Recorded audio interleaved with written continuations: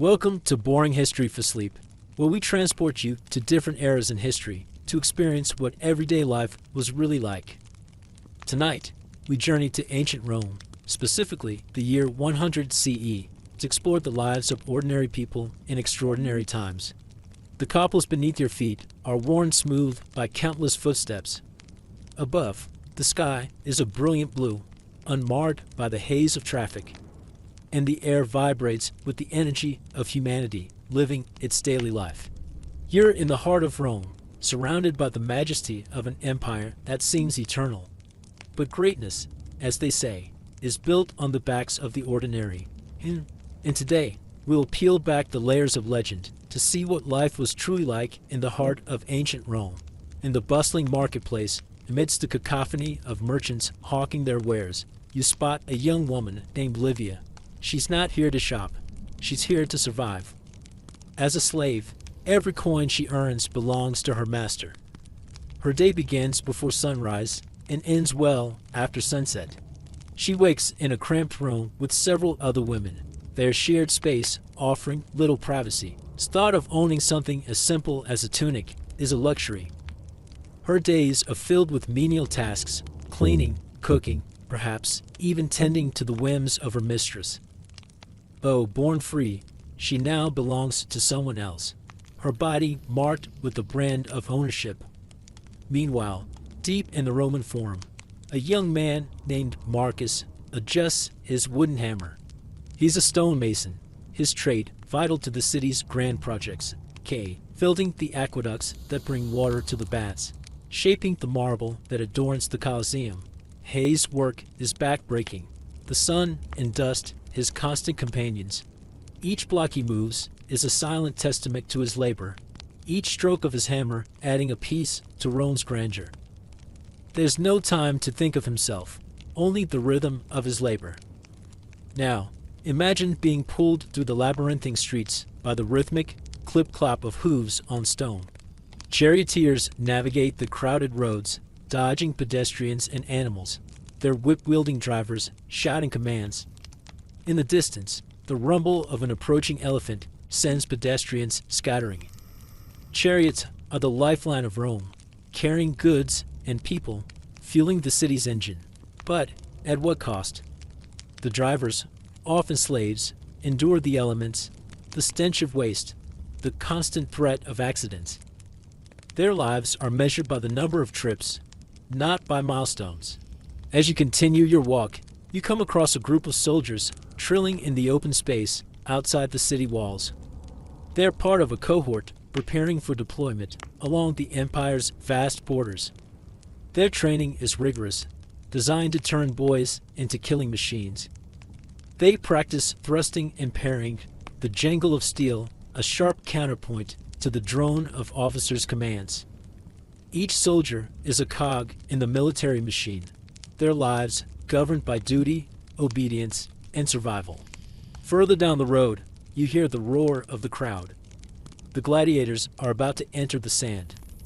These warriors, many of them slaves or prisoners, are pitted against each other in a deadly game for the amusement of the masses.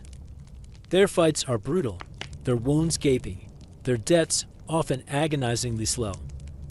Yet they fight on, driven by a need to survive, to win, perhaps to earn a grudging respect in this world where only the strong can truly be respected.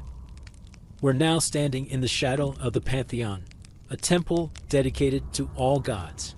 Built to impress, it's a masterpiece of Roman architecture. Inside, the oculus, a hole in the roof, floods the temple with light. This place, though, is more than just a bricks and mortar tease. It's a stage where rituals are performed, sacrifices made, prayers whispered, hopes offered, and sometimes miracles granted. For the Romans, religion is not just a belief. It's a way of life, woven into the fabric of their daily existence. You find yourself in the atrium of a wealthy Roman senator's house. Here, amidst the marble floors and frescoed walls, life is a game of status and power. At the center of it all is the atrium, the heart of the home, where family and guests gather. Slaves scurry to serve their masters. the clink of their shackles a discordant note in the grand villa. Outside, the murmur of fountains and the buzz of bees blend with the scent of blooming flowers. The villa is not just a residence, it's a symbol of wealth and influence. In the Senate, senators in their ornate robes debate laws that will shape the empire. They are the elite, the ones who make decisions that affect millions, yet they too have problems. Some seek power for personal gain, others struggle to maintain their influence. The Senate is a place of alliances, betrayals, plots, and counterplots. In this game of power, everyone has an agenda. Everyone has something to hide. Tonight, our journey takes us to the bustling taverns of ancient Rome, places where the wine flows freely and the air is thick with laughter and gossip. The tavern is more than just a place to eat and drink. It's a social hub where people from all walks of life come together. Here, a merchant might rub shoulders with a soldier, a scholar, a gladiator, each with their own tales to tell. The flickering lamplight casts dancing shadows on the walls as patrons share stories and jokes. The room is filled with the aroma of roasted meat and the heady scent of spiced wine. But the night isn't just about revelry. It's also a time for news and information. Travelers share stories of the far-flung corners of the empire, bringing the world to the doorstep of the tavern. Soldiers might recount battles long past, their voices echoing with the memories of war. The tavern is a microcosm of the empire itself, a melting pot of cultures, ambitions, and dreams. Our final stop tonight is a small, unassuming inn on the outskirts of Rome. It might look ordinary, but within its four walls, stories unfold that are anything but. Travelers from across the empire pass through, drawn not just by the promise of rest, but by the lure of the unknown.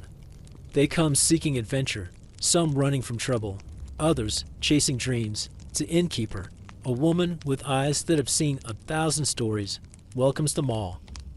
Behind the weathered counter, she listens to tales of daring exploits and hidden treasures, weaving them into the tapestry of her life.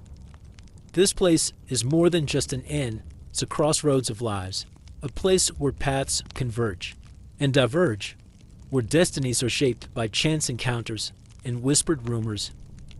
The fire crackles in the hearth, casting flickering shadows on the faces of the travelers. They talk in hushed tones of faraway lands, of ancient ruins and bustling cities. Their voices a mix of excitement and weariness. The inn is quiet now, the travelers asleep in their rooms, dreaming, perhaps, of adventures yet to come. Outside, the wind whispers through the trees, carrying with it the secrets of the road. So here we end our journey through a day in the life of ordinary people in ancient Rome. Remember, history is more than just battles and leaders. It's the stories of everyday life, the joys, the struggles, the hopes, and dreams. These are the stories that make history come alive. As we fade out, let the lessons of resilience, adaptability, and humanity learned from these stories echo in your mind. Your life may be vastly different from that of a Roman slave or a gladiator, but the core essence of human existence, the struggles, the aspirations, the simple joys, teens, these are timeless and universal. If you enjoyed this episode of Boring History for Sleep, please don't forget to like and subscribe. If you have any feedback or suggestions, feel free to leave a comment. We would love to hear from you. And if you'd like to support us further, consider becoming a patron. Your support allows us to continue creating these relaxing historical journeys for you. Now, close your eyes, let the peace of ancient Rome envelop you, and drift into a peaceful sleep. May your dreams be filled with the whispers of history, the murmurs of a bygone era, the quiet strength of ordinary people living extraordinary lives. Good night and sweet dreams. Imagine yourself waking in the dim, pre-dawn light of a Roman domus, a grand house in the heart of Rome, in the year 100 CE. The air is cool, heavy with the faint mustiness of stone walls and the lingering scent of olive oil from lamps. Burn low through the night. You are not a guest in this house. nor a citizen basking in Rome's glory. You are a slave, one of countless men and women whose lives are bound to the will of another. Your day, like every day, is not your own.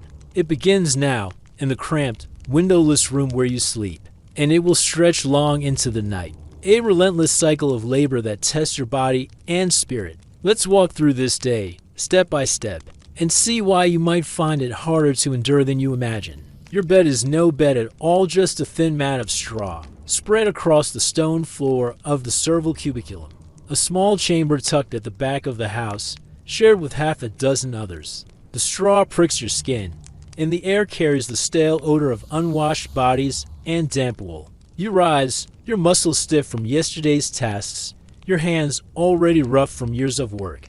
There's no time to linger. The domus is stirring, and your master, a wealthy merchant or perhaps a minor noble, expects the household to hum with efficiency. You pull on a coarse tunic, its fibers scratching against your skin, and step into the corridor, where the faint clatter of pots and the murmur of other slaves already fills the air. Your first task is to fetch water, a chore that begins before the sun has fully risen.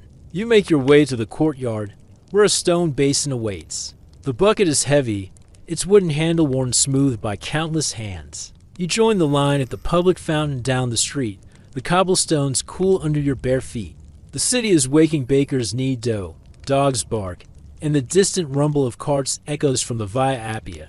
The fountain is crowded, and you wait, your arms aching as you hold the bucket, knowing that dawdling could earn you a sharp word or worse from the Vilicus, the overseer of the household slaves. The water, when you finally fill your bucket, is cold, sloshing against the sides as you carry it back, careful not to spill a drop. This is just the beginning. The domus requires water for cooking, cleaning, and the master's morning ablutions. And you'll make this trip several times before the day is done.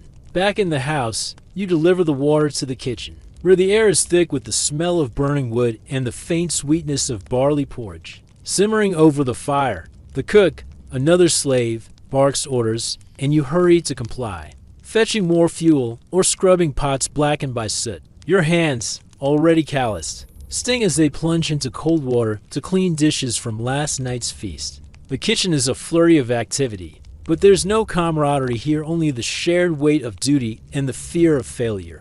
A spilled jug or a poorly cleaned pot could mean a lashing or a night without food. You move quickly but carefully, your body attuned to the rhythm of the house, always listening for the master's voice or the Vilicus's footsteps. As the morning progresses, you're sent to clean the atrium, the heart of the domus, where the master greets his guests. The floor is a mosaic of tiny tiles depicting nymphs and gods, but to you, it's just another surface to scrub. You kneel, a coarse cloth in hand, and work the dirt from between the tiles. The air smells of wax and the faint perfume of flowers from the garden beyond. Your knees ache against the hard floor, and your back protests as you bend forward. But you keep moving. The atrium must be spotless, a reflection of the master's wealth and status. You notice a smudge on a marble column and polish it until it gleams, knowing that any imperfection could draw the master's ire. The house is a world of contrast, beauty for the free, drudgery for you. By midday, the domus is alive with activity. The master is receiving clients, men in fine togas who speak of politics and trade. You're tasked with serving wine, carrying a heavy bronze tray laden with cups. The wine smells rich, its deep red catching the light, but you'll never taste it. Your role is to be invisible, to move silently through the room, refilling cups without meeting anyone's eyes. The guests laugh and argue, their voices loud, but you keep your head down, aware that a clumsy step could mean disaster. Once, you saw a fellow slave whipped for spilling a drop on a guest's tunic. The memory lingers, a quiet warning in the back of your mind. Lunch is a brief pause, but not a rest. You eat in the kitchen, a small portion of bread and lentils, flavored with a pinch of salt if you're lucky. The bread is coarse, sticking to your throat, and the lentils are bland, but you eat quickly, knowing the afternoon brings more tasks. There's no time to savor or complain. The Vilicus is watching, and the master's wife, the domina, has requested you clean her private chambers. You gather your tools, a broom, a cloth, a bucket of water, and head to her rooms. where the air is heavy with the scent of rosewater and myrrh. Her chambers are a world apart, with soft cushions and intricately carved furniture. But you focus on your work, sweeping dust from the corners and wiping down surfaces. The domain is exacting, and a single overlooked speck could earn you a reprimand. As the afternoon wears on, your body grows heavier. The constant bending, lifting, and carrying takes its toll. Your shoulders ache, your feet throb, and a dull headache pulses from dehydration. You steal a moment to drink from the courtyard fountain, the water cool against your parched lips. But there's no time to linger. The master is hosting a banquet tonight, and the entire household is mobilized. You're sent to the storeroom to fetch amphorae of wine and oil, their weight straining your arms as you carry them up narrow stairs. The storeroom is cool and dark, smelling of clay and fermented grapes, but it offers no respite. You move quickly, aware that the banquet preparations are behind schedule. The banquet itself is a blur of activity. You stand at the edge of the triclinium, the dining room, where the master and his guests recline on couches, laughing and eating delicacies you'll never know: roasted dormice, figs drizzled with honey, fish, and garum sauce. The air is thick with the smells of spices and wine, and the room glows with the flicker of oil lamps. Your task is to keep the wine flowing, to clear plates, to fetch whatever the guests demand. You move silently, your presence barely noticed, but the pressure is immense. A guest snaps his fingers, and you hurry to refill his cup, your hands trembling slightly from exhaustion. The Vilicus hovers nearby, his eyes sharp, ready to note any mistake. The night stretches on, and the banquet shows no sign of ending. Your legs ache, your eyes burn from the smoky air, and your mind grows foggy with fatigue. You think of the straw mat waiting in the cubiculum, but sleep is still hours away. Finally, as the guests depart and the house grows quiet, you're sent to clean the triclinium. You sweep up crumbs, scrub wine stains from the floor, and carry heavy trays back to the kitchen. The lamps are burning low, casting long shadows across the room, and the silence is almost a relief, though it's tinged with the knowledge that tomorrow will bring the same relentless cycle. This is the life of a household slave and Rome, a life of endless labor, of moving through a world of beauty and wealth that is not yours. You have no name in the records, no voice in the stories of the empire. Your days are shaped by the needs of others, your body worn by tasks that never end. The domus, with its gleaming mosaics and fragrant gardens, is a prison of routine, where every moment is a reminder of your place. Yet, in this quiet struggle, there is a rhythm, a cadence to the days that carries you forward, one task at a time, through the vast machinery of Rome. But not all slaves accepted this fate. Some dared to dream of freedom, to challenge the empire itself. In our next segment, we'll follow the path of one such man, a gladiator named Spartacus, whose defiance shook the foundations of Rome. For now, let the weight of this day settle over you, like the soft glow of an oil lamp fading into the night. Rest here, in the stillness of history, and let the story carry you forward. As the lamps dim in the grand domus of our last segment, and the weary rhythm of a slave's life fades into the quiet of night, we turn now to a different story, one that begins in the same shadows of servitude, but rises to challenge the very foundations of Rome.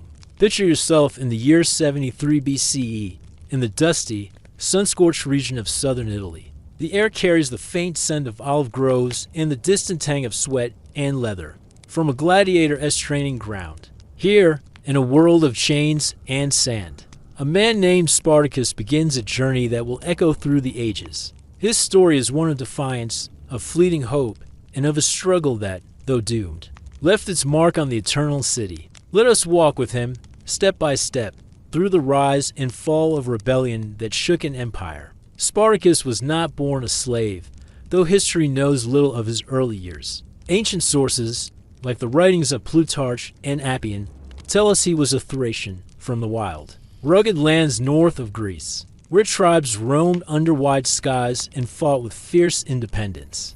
Imagine him as a young man, perhaps a shepherd or a warrior, his hands calloused from wielding a spear, his eyes accustomed to scanning the horizon for danger. The air and through smelled of pine and earth, and life, though hard, was free. But freedom is fragile, and Spartacus's path took a cruel turn. Captured, perhaps in battle or betrayal, He was torn from his homeland and sold into the chains of Rome. His strength and skill marked him not for the fields or the domus, but for a harsher fate, the life of a gladiator. Picture yourself in Capua, a bustling city in Campania, where the Ludus the Gladiator School stands like a fortress of despair. The Ludus is a world of stone walls and iron gates, where the air is thick with the dust of the training yard and the sharp scent of oiled weapons. Spartacus, now in his prime, perhaps in his late 20s, is one of many men training under the watchful eyes of the lanista, the master of the school.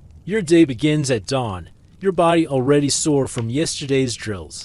You grip a wooden sword, its weight familiar but heavy, and face your sparring partner in the yard. The sun beats down, and sweat stings your eyes as you parry and strike, your movements honed by months of relentless practice. The lanista shouts corrections, his whip cracking to emphasize his point. Though it rarely touches you, you're too valuable to damage. Your diet is simple but sustaining: barley porridge, beans, and water wine, designed to keep you strong but lean. The other gladiators, men from Gaul, Syria, and beyond, are your comrades, bound by shared hardship. But trust is scarce. Every man knows that the arena may pit friend against friend. The life of a gladiator is a paradox, a slave, yet celebrated, condemned, yet admired. Spartacus, with his Thracian agility and keen mind, likely excelled in the Ludus. He fought as a murmillo, a gladiator type armed with a short sword and a rectangular shield, his helmet adorned with a fish-shaped crest. Imagine him stepping into the arena for the first time, the roar of the crowd washing over you like a wave. The sand is hot under your feet, the air heavy with the scent of blood and sweat from earlier fights. You face your opponent, a man you may have trained alongside, and the world narrows to the clash of metal and the rhythm of your breath. Victory brings cheers and a moment's reprieve, but defeat could mean the end. Spartacus survived these trials, his reputation growing with each fight. But the arena offered no true freedom, only the fleeting glory of survival. Yet something stirred in Spartacus, a spark that refused to be extinguished. The Ludus was a prison, its walls closing in with every passing day. In the spring of 73 BCE, he and a small group of gladiators, perhaps 70 in all, made a desperate bid for freedom. Picture the moment: a quiet night in the Ludus, the guards drowsy, the air cool and still. Spartacus and his comrades seize kitchen knives and whatever weapons they can find, overpowering the guards in a swift, silent struggle. They slip into the darkness, fleeing to the slopes of Mount Vesuvius, a looming shadow against the starry sky. Here, in the rugged terrain, Spartacus begins to forge a rebellion. The gladiators are joined by runaway slaves, men and women from farms, mines, and households, all drawn to the promise of freedom. The camp smells of wood smoke and damp earth, and the nights are filled with whispered plans and the clink of stolen weapons. Spartacus's leadership was not that of a king or a general, but of a man who understood survival. He was, by all accounts, a strategist of remarkable skill, blending Thracian tactics with the discipline of the Ludus. His band of rebels grew, swelling to thousands as word of their defiance spread. Imagine the camp on Vesuvius, a patchwork of tents and makeshift shelters, where men and women from across the empire, Thracians, Gauls, Greeks, Africans, share stories of their lives in chains. The air is alive with the murmur of different tongues, the crackle of fires, and the sharpening of blades. Spartacus trains his followers, teaching them to fight as a unit, to use the terrain to their advantage. They raid nearby villas, seizing food and weapons, and their victories draw more to their cause. The Roman Senate, at first dismissive, begins to take notice as Spartacus's army disrupts the countryside. The rebellion's early successes were stunning. Spartacus led his forces against local militias, outmaneuvering them with guerrilla tactics. Picture a skirmish at dawn, the mist clinging to the hills as his men ambush a Roman cohort. The clash is swift, the Romans unprepared for the ferocity of men fighting for their lives. Spartacus's army moves like a shadow, striking and retreating, leaving the Romans grasping at air. By 70 to BCE, his forces number in the tens of thousands, a roiling tide of desperation and defiance. They sweep through southern Italy, plundering estates and freeing slaves. The air in their camps is heavy with the scent of stolen grain and the faint hope of a new life. Spartacus, though a leader, is one of them, a man who sleeps on the ground, shares their meager rations, and fights at their side. But Rome does not tolerate rebellion. The Senate, alarmed by the growing threat, sends the legions under the command of praetors to crush the uprising. Spartacus, ever the tactician, outwits them. Imagine a battle in a narrow valley, the Romans confident in their numbers, their armor gleaming in the sun. Spartacus positions his men on the high ground, using slings and spears to rain havoc from above. The Romans falter, their lines break, and the rebels claim another victory. The spoils, swords, shields, and supplies bolster the rebellion, but Spartacus knows this cannot last. Rome's strength is vast, its resources endless. He dreams of leading his people north, perhaps to cross the Alps and find freedom beyond Rome's reach. The journey is grueling, the air growing colder as they march through rugged terrain. Their bodies weary, but their spirits unbroken. Yet the rebellion begins to fray. Some of Spartacus's followers, intoxicated by their victories, wish to stay and plunder. Others, including his trusted lieutenants like Crixus, break away, seeking their own path. In 70 BCE, Crixus and his faction are cornered and defeated by Roman forces, their lives lost in a brutal clash. Spartacus mourns, but he presses on, leading his army south again, perhaps hoping to escape by sea. The Senate, now desperate, turns to Marcus Licinius Crassus, one of Rome's wealthiest and most ruthless men. Crassus raises 6 legions, a force of overwhelming power, and begins a relentless campaign to trap Spartacus. Imagine the tension in the rebel camp, the air thick with the scent of pine, and fear as scouts report the approach of Roman legions. Spartacus rallies his people, his voice steady, urging them to fight not for glory, but for survival. The final chapter of Spartacus's rebellion unfolds in 71 BCE in the rugged hills of Lucania. Crassus's legions close in, their discipline unyielding, their numbers vast. Spartacus, outnumbered and outmaneuvered, makes a stand. Picture the battlefield at dawn, the grass damp with dew, the air heavy with the promise of conflict. The rebels fight with desperate courage, their makeshift weapons clashing against Roman steel. Spartacus, at the forefront, is a figure of defiance, his sword flashing as he cuts through the enemy. The ancient sources tell us little of his final moments, only that he fought until he could fight no more. The battlefield becomes a somber tableau, lives lost to the earth, the rebellion broken.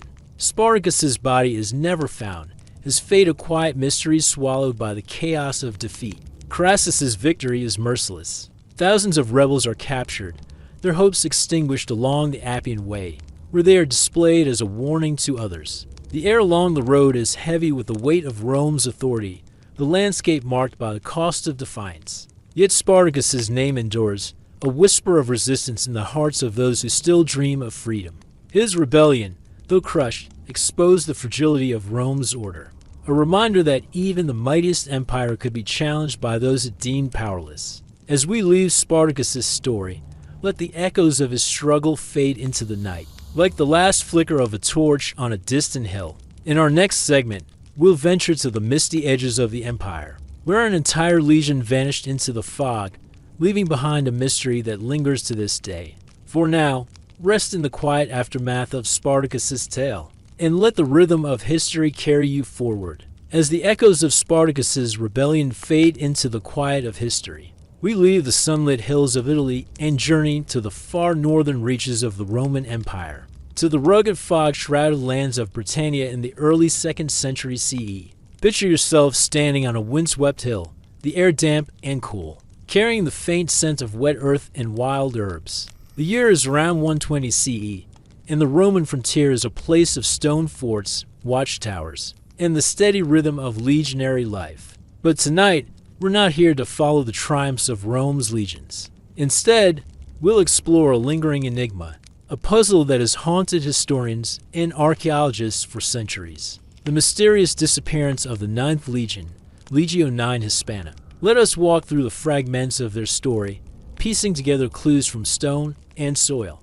and wander into the mist where an entire legion vanished, leaving only whispers behind. The 9th Legion was one of Rome's proudest, a force of some 5,000 men.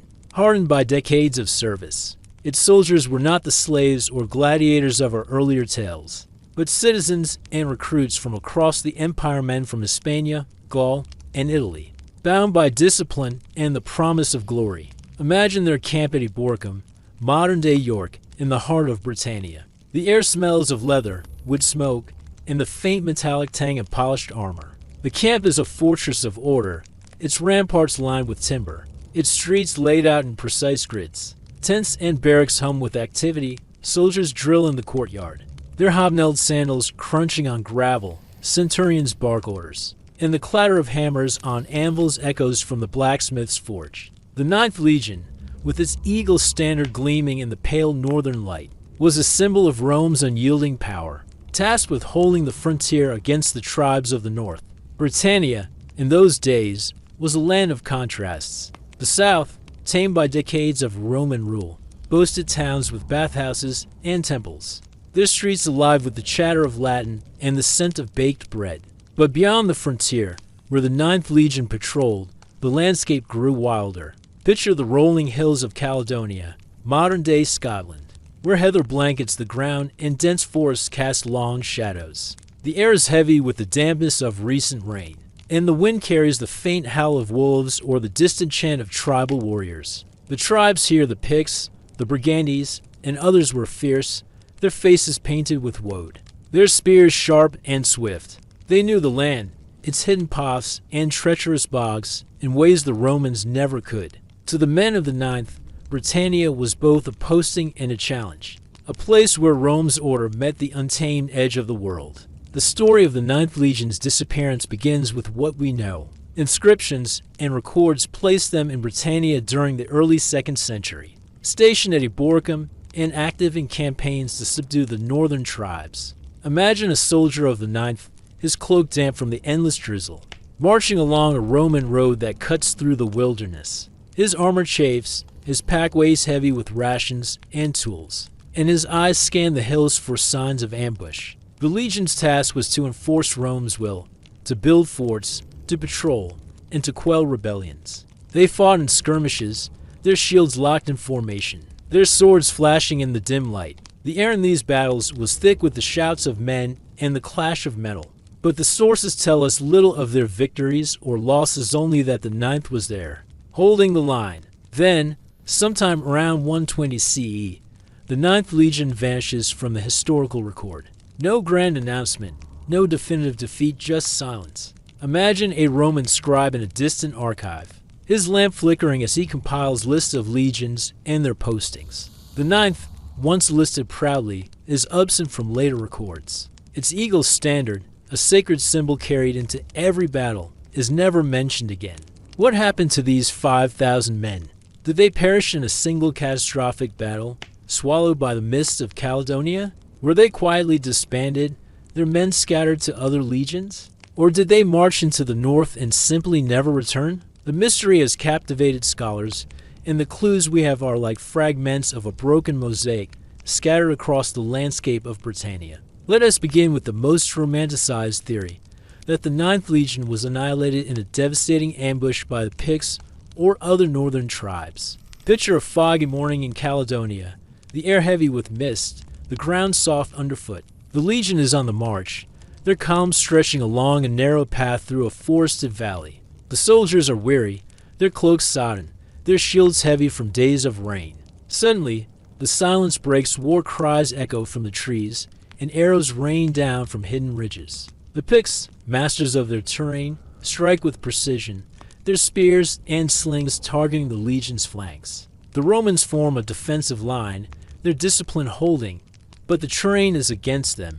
Bogs slow their movements, and the mist obscures their vision. The battle, if it happened, would have been a desperate struggle, the air filled with the clatter of weapons and the cries of men. The Legion's eagle, raised high, might have been the last to fall, seized by triumphant warriors as the Romans were overwhelmed. This image, vivid and haunting, is the stuff of legend immortalized in tales like the Eagle of the Ninth. But history is rarely so tidy. Archaeological evidence for such a massacre is thin. Excavations in northern Britain around sites like Inktuthil, A Roman fort in Scotland have uncovered traces of Roman presence, coins, pottery, and the foundations of barracks. But no mass graves, no fields littered with Roman armor, have been found to confirm a catastrophic defeat. The air at these sites is quiet now, the stones weathered by centuries. The only sound the wind rustling through the grass. If the ninth fell in battle, the earth has kept their secret, leaving us to wonder what truths lie buried beneath the heather. Another theory suggests the ninth was not destroyed but disbanded or transferred. Imagine the legion recalled from Britannia, perhaps to quell a rebellion elsewhere in the Empire Parthia, Dacia, or the German frontier. The Roman Empire was vast, its legions constantly shifted to meet new threats. The ninth might have marched east, their sandals kicking up dust on distant roads, their eagle standard catching the sun. Records from Nijmegen, in modern-day Netherlands, show the ninth stationed there in earlier decades. And some scholars argue they returned to the continent, their name fading from British records. But why would a legion of such renown simply vanish from the lists? Was their disbandment a bureaucratic oversight or a deliberate erasure? Perhaps to cover a shameful defeat? The air in the archives, where these questions linger, smells of old parchment and unanswered riddles. Archaeological clues offer tantalizing hints, but no clear answers. At Eboracum, inscriptions on stone tablets record the ninth's presence, their names carved in precise Latin letters. One such stone, withered but legible, mentions a centurion of the ninth, his dedication to a temple a testament to the legion's pride. Yet after 120 CE, these inscriptions cease. Excavations along Hadrian's Wall, built around this time to fortify the frontier, show no trace of the ninth among the legions listed. The wall itself, stretching across the landscape like a stone spine, is a marvel of Roman engineering, its turrets and mile castle standing sentinel in the fog. Imagine walking its length, the air cool and damp, the stones rough under your hand. The wall was meant to protect, but did it mark the boundary where the ninth met their end, or simply the point where their story diverged? Another possibility is that the ninth suffered a gradual decline, worn down by years of guerrilla warfare. The tribes of Caledonia were relentless, their attacks swift and unpredictable.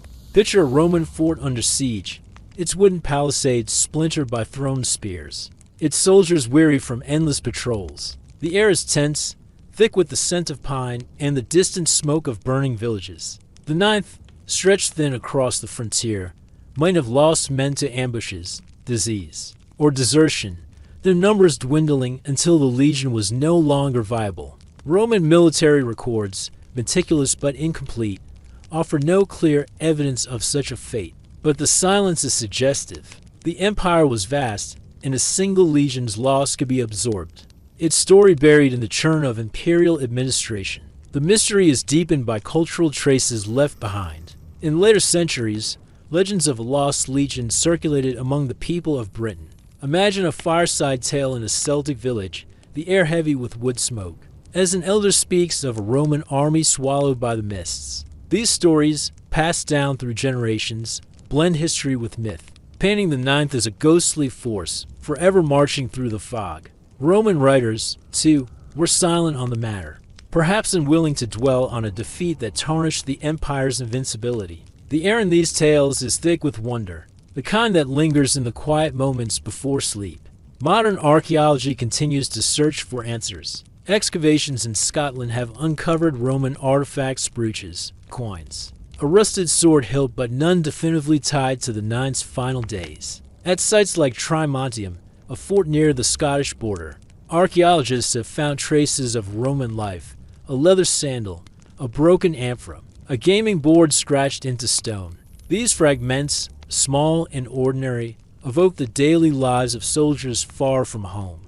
Their evenings spent in the dim glow of oil principals' oil lamps, their mornings marching into the unknown. The air at these sites feels alive with their stories, the stones whispering of men who once stood watch. Yet the ninth's fate remains elusive, a puzzle that invites us to imagine their final march, their voices lost to the wind. As we leave this mystery, let the fog of Britannia settle over you, soft and cool, like a blanket of unanswered questions. The Ninth Legion's story is a reminder of how history holds its secrets close, revealing only fragments to those who seek them. In our final segment, we'll step into a world of opulence and intrigue, exploring the life of a Roman senator in his suburban villa, where luxury masked its own burdens. For now, rest in the quiet enigma of the ninth, and let the rhythm of their lost march carry you towards sleep. As the mists of Britannia and the enigma of the Ninth Legion fade into the quiet of history, we return to the heart of the Roman Empire, to the sunlit hills just beyond the bustling streets of Rome. The year is still 100 CE, and the air is warm, carrying the faint scent of roses and cypress from a well-tended garden. We leave behind the toil of slaves and the mysteries of lost legions, to step into a world of privilege and power.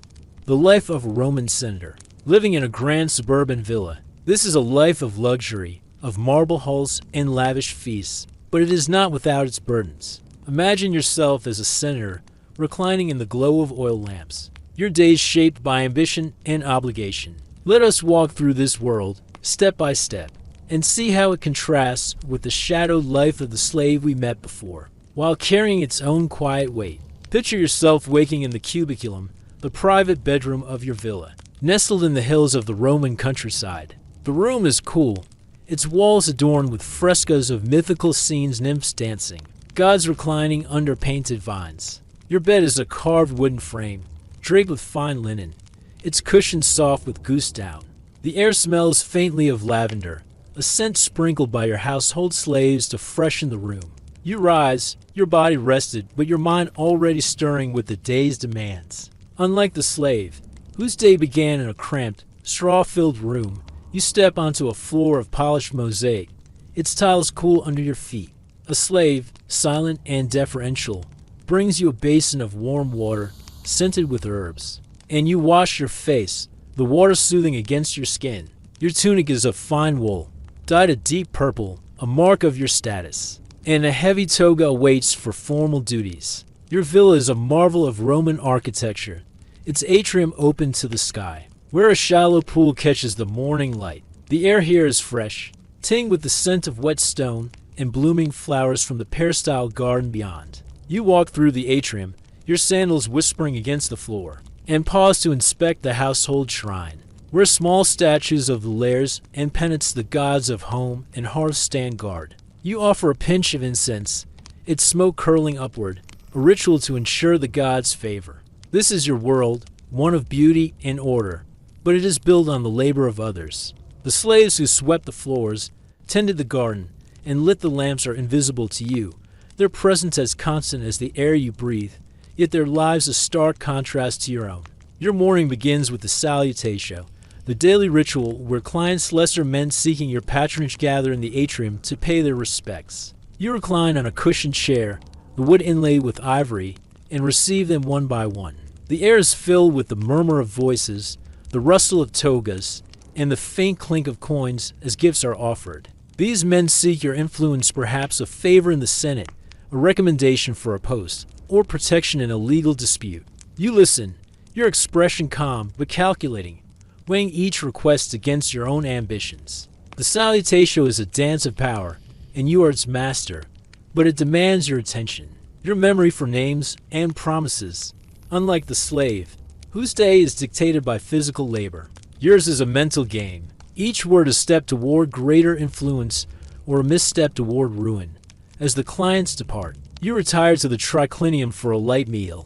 The dining room is a vision of elegance, its walls painted with scenes of banquets and gardens, its couches draped with embroidered cloth. Slaves move silently, placing dishes before you, fresh figs, bread drizzled with honey, and a cup of watered wine, its taste sharp and refreshing. The air carries the scent of roasted herbs and the faint sweetness of fruit. You eat slowly, savoring the flavors, a far cry from the coarse bread and lentils of the slave's meal. Yet even here, there is no true rest. Your mind is occupied, planning your day in the Senate, where debates over taxes, wars, and imperial policies await. The slaves who serve you are a reminder of your wealth, but also of your dependence. Their labor sustains your comfort, just as your favor sustains their survival. The afternoon calls you to the city, to the Curia and the Forum, where the Senate convenes. You travel by litter, carried by slaves whose steps are steady despite the weight. The The air in Rome is thicker now, heavy with the smells of baked clay, street food, and the press of bodies in the crowded streets. The Forum is alive with activity merchants hawk wares, orders to claim, and the scent of incense drifts from nearby temples. In the Curia, you take your place among other senators. The stone benches cool beneath your toga. The debates are long, the air filled with drone of voices discussing grain supplies or the emperor's latest edict. You speak when called, your words measured, aware that every statement is a performance. Watched by allies and rivals alike, the Senate is a place of power, but also of danger misjudge the emperor's mood, and your status could crumble. Back at the villa, the evening brings a banquet, a display of your wealth and hospitality. The triclinium glows with the light of oil lamps, their flames casting shadows on the painted walls. Guests recline on couches, their laughter mingling with the clink of silver cups. Slaves move through the room, their steps silent, serving dishes of roasted dormice, fish and garum sauce, and imported olives. The air is rich with spices, the warmth of the lamps, and the faint perfume of your guests' oils. You play the host, charming and attentive, but your mind is never at ease. A rival senator's comment, a whispered rumor about the emperor, a client's too bold request all or threads in the web of politics that surrounds you. Unlike the slave, whose struggles are physical, yours are mental, a constant balancing act to maintain your position. As the banquet ends, you retire to the pear-styled garden, where the air is cool and fragrant with roses and jasmine. You walk the colonnaded path, the sound of a fountain soothing your thoughts. A slave lights the lamps, their glow soft against the evening sky. Here, in the quiet, you might reflect on your day, but the weight of ambition never lifts. Your wealth, your villa, your status all depend on the labor of those beneath you and the favor of those above. The slave's life, one of toil and fear, is the foundation of your luxury. But your world is no less precarious, bound by the whims of emperors and the schemes of rivals. This is the life of a Roman senator, a life of elegance and power, yet shadowed by obligation and risk. As we leave this villa, let the scent of roses and the flicker of lamps linger, a gentle contrast to the slave's world of sweat and stone. In our next segment, we'll explore another facet of Rome's vast empire, diving deeper into its stories and secrets. For now, rest in the quiet opulence of the villa, and let the rhythm of history guide you toward sleep. As the opulent glow of the senator's villa fades into the quiet of history, we step back into the heart of Rome, into the narrow, crowded streets where the city's pulse beats strongest. The year is still 100 CE, and the air is warm, thick with the mingled scents of baked clay, street food, and the faint tang of smoke rising from countless workshops. Tonight, we leave behind the marble halls and the mysteries of lost legions to immerse ourselves in the life of a Roman artisan, a potter, whose hands shape the vessels that hold the city's wine, oil, and grain. Imagine yourself as this potter, your days bound to the rhythm of clay and fire, your life a quiet thread in the vast tapestry of Rome. Let us walk through a day in your workshop, step by step, and see how it compares to the slave's toil and the senator's privilege. A life of skill and labor in the shadow of the empire's grandeur. Picture yourself waking in the dim light of dawn, in the small room above your workshop in the Suburra, Rome's bustling working-class district. Your bed is a simple pallet, stuffed with straw and covered with a rough woolen blanket, its fibers prickly against your skin. The air carries the faint mustiness of the tenement, mingled with the smell of last night's barley stew, still lingering in the pot. You share this cramped space with your family, perhaps a spouse, a child or two whose soft breathing fills the quiet. The walls are thin, and the sounds of the waking city filter through, the creak of a neighbor's door, the cry of a street vendor, the distant clatter of carts on cobblestones. You rise, your body stiff from yesterday's work, and pull on a worn tunic, its edges frayed but clean. Your hands, rough and calloused from years at the potter's wheel, are already itching to begin the day's labor. You descend a narrow staircase to your workshop, a small, open-fronted space that opens onto the street. The air here is heavy with the earthy scent of damp clay, stored in great heaps under a cloth to keep it moist. Your tools are simple but familiar, a wooden potter's wheel, its surface worn smooth by countless spins, a set of bone and bronze tools for shaping and carving. And a brick kiln in the corner, its interior blackened by years of firing. The workshop is your world, its walls stained with splashes of clay, its floor dusted with fine grit. You light a small oil lamp, its flame casting a warm glow, and the air fills with the faint, oily scent of burning wick. Outside, the suburb is coming alive, the street crowded with passers-by, merchants, laborers, and slaves, their voices a constant hum. Your workshop is modest, but it is yours. A small claim to independence in a city ruled by wealth and power. Your first task is to prepare the clay, a process as familiar as breathing. You kneel beside a wooden trough, your hands plunging into the cool, wet mixture of clay and water. The texture is smooth but gritty, clinging to your fingers as you knead it, working out air bubbles and impurities. The air smells of earth, a grounding scent that anchors you to your craft. Your hands move with practiced ease, the rhythm of kneading almost meditative, though your shoulders ache from the effort. This clay, sourced from the banks of the Tiber, is the foundation of your livelihood.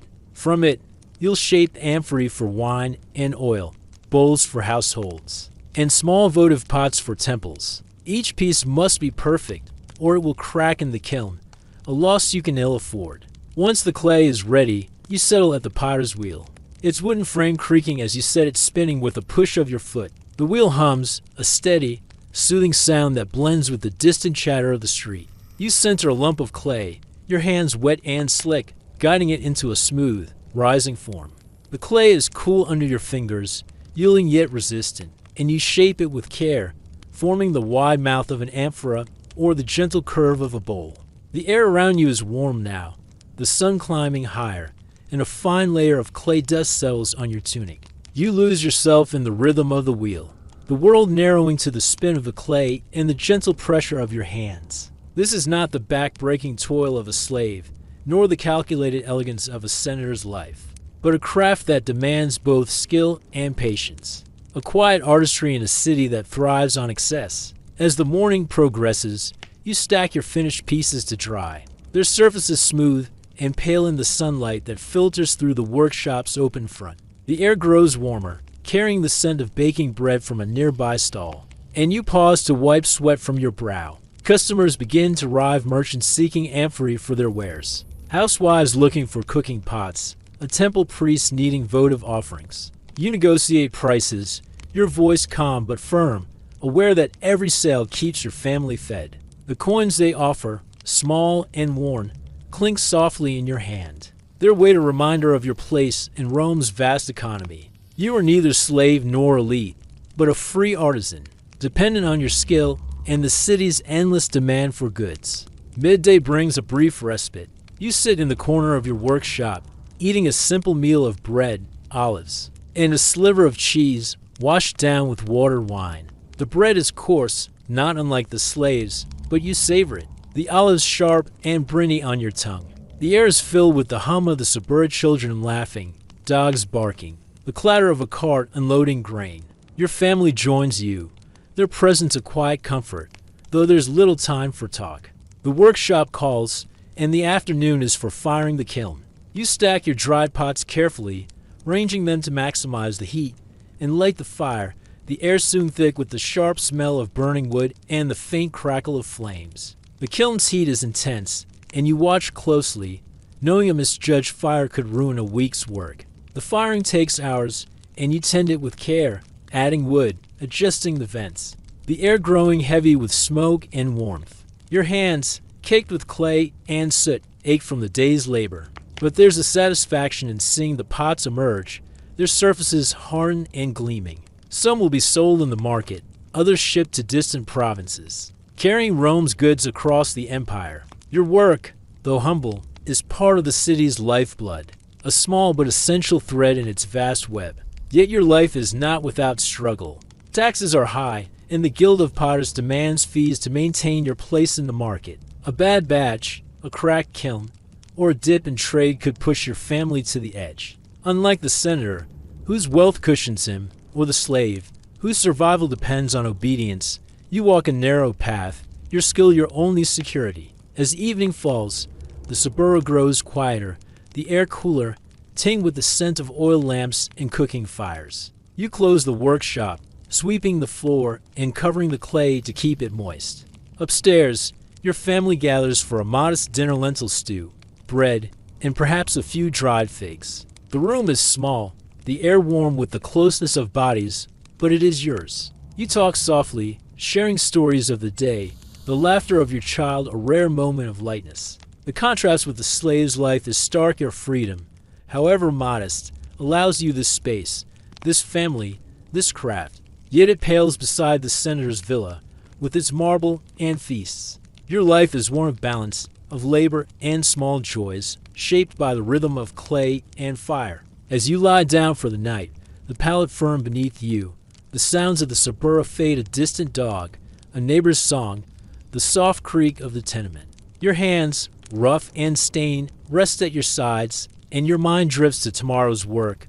The wheels spin, the kilns glow. This is the life of a Roman artisan, a life of skill and quiet endurance. Woven into the fabric of the city, let the rhythm of your day, the steady hum of the pyre's wheel, carry you into the stillness of history. As the steady rhythm of the pyre's wheel fades into the quiet of Rome's bustling streets, we descend now into a different world, one hidden beneath the city's surface, where torchlight casts long shadows and whispered rituals unfold in secret. The year is still 100 CE, and the air above is warm, filled with the sense of baked bread and the distant tang of the Tiber River. But tonight, we step away from the workshops and villas, away from the clamor of the forum, to explore a mystery that thrived in the shadows of the Roman Empire, the cult of Mithras. Imagine yourself standing at the entrance to a Mithraeum, an underground shrine carved into the earth, its air cool and heavy with the scent of incense. Let us walk through this hidden world, step by step, and uncover the enigmatic faith that captivated soldiers, merchants, and citizens. A secret religion that rivaled the gods of Rome. Picture yourself in the heart of Rome, near the Aventini Hill, where the city's pulse is softened by the evening's calm. The streets are quieter now, the air carrying the faint glow of oil lamps and the murmur of voices from nearby tenements. You stand before a nondescript doorway, tucked between shops, its stone frame unmarked save for a faint carving of a bull. This is no grand temple, no marble monument like those dedicated to Jupiter or Venus. Instead, it leads downward into a narrow passage carved from the earth. You descend, your sandals brushing against worn stone steps, the air growing cooler, heavier, as the light of the world above fades. The passage opens into a Mithraeum, a small, vaulted chamber, its walls rough with tufa stone, its ceiling low and dark. The air smells of damp earth and burning resin, and the flicker of torches casts a warm, unsteady glow across the room.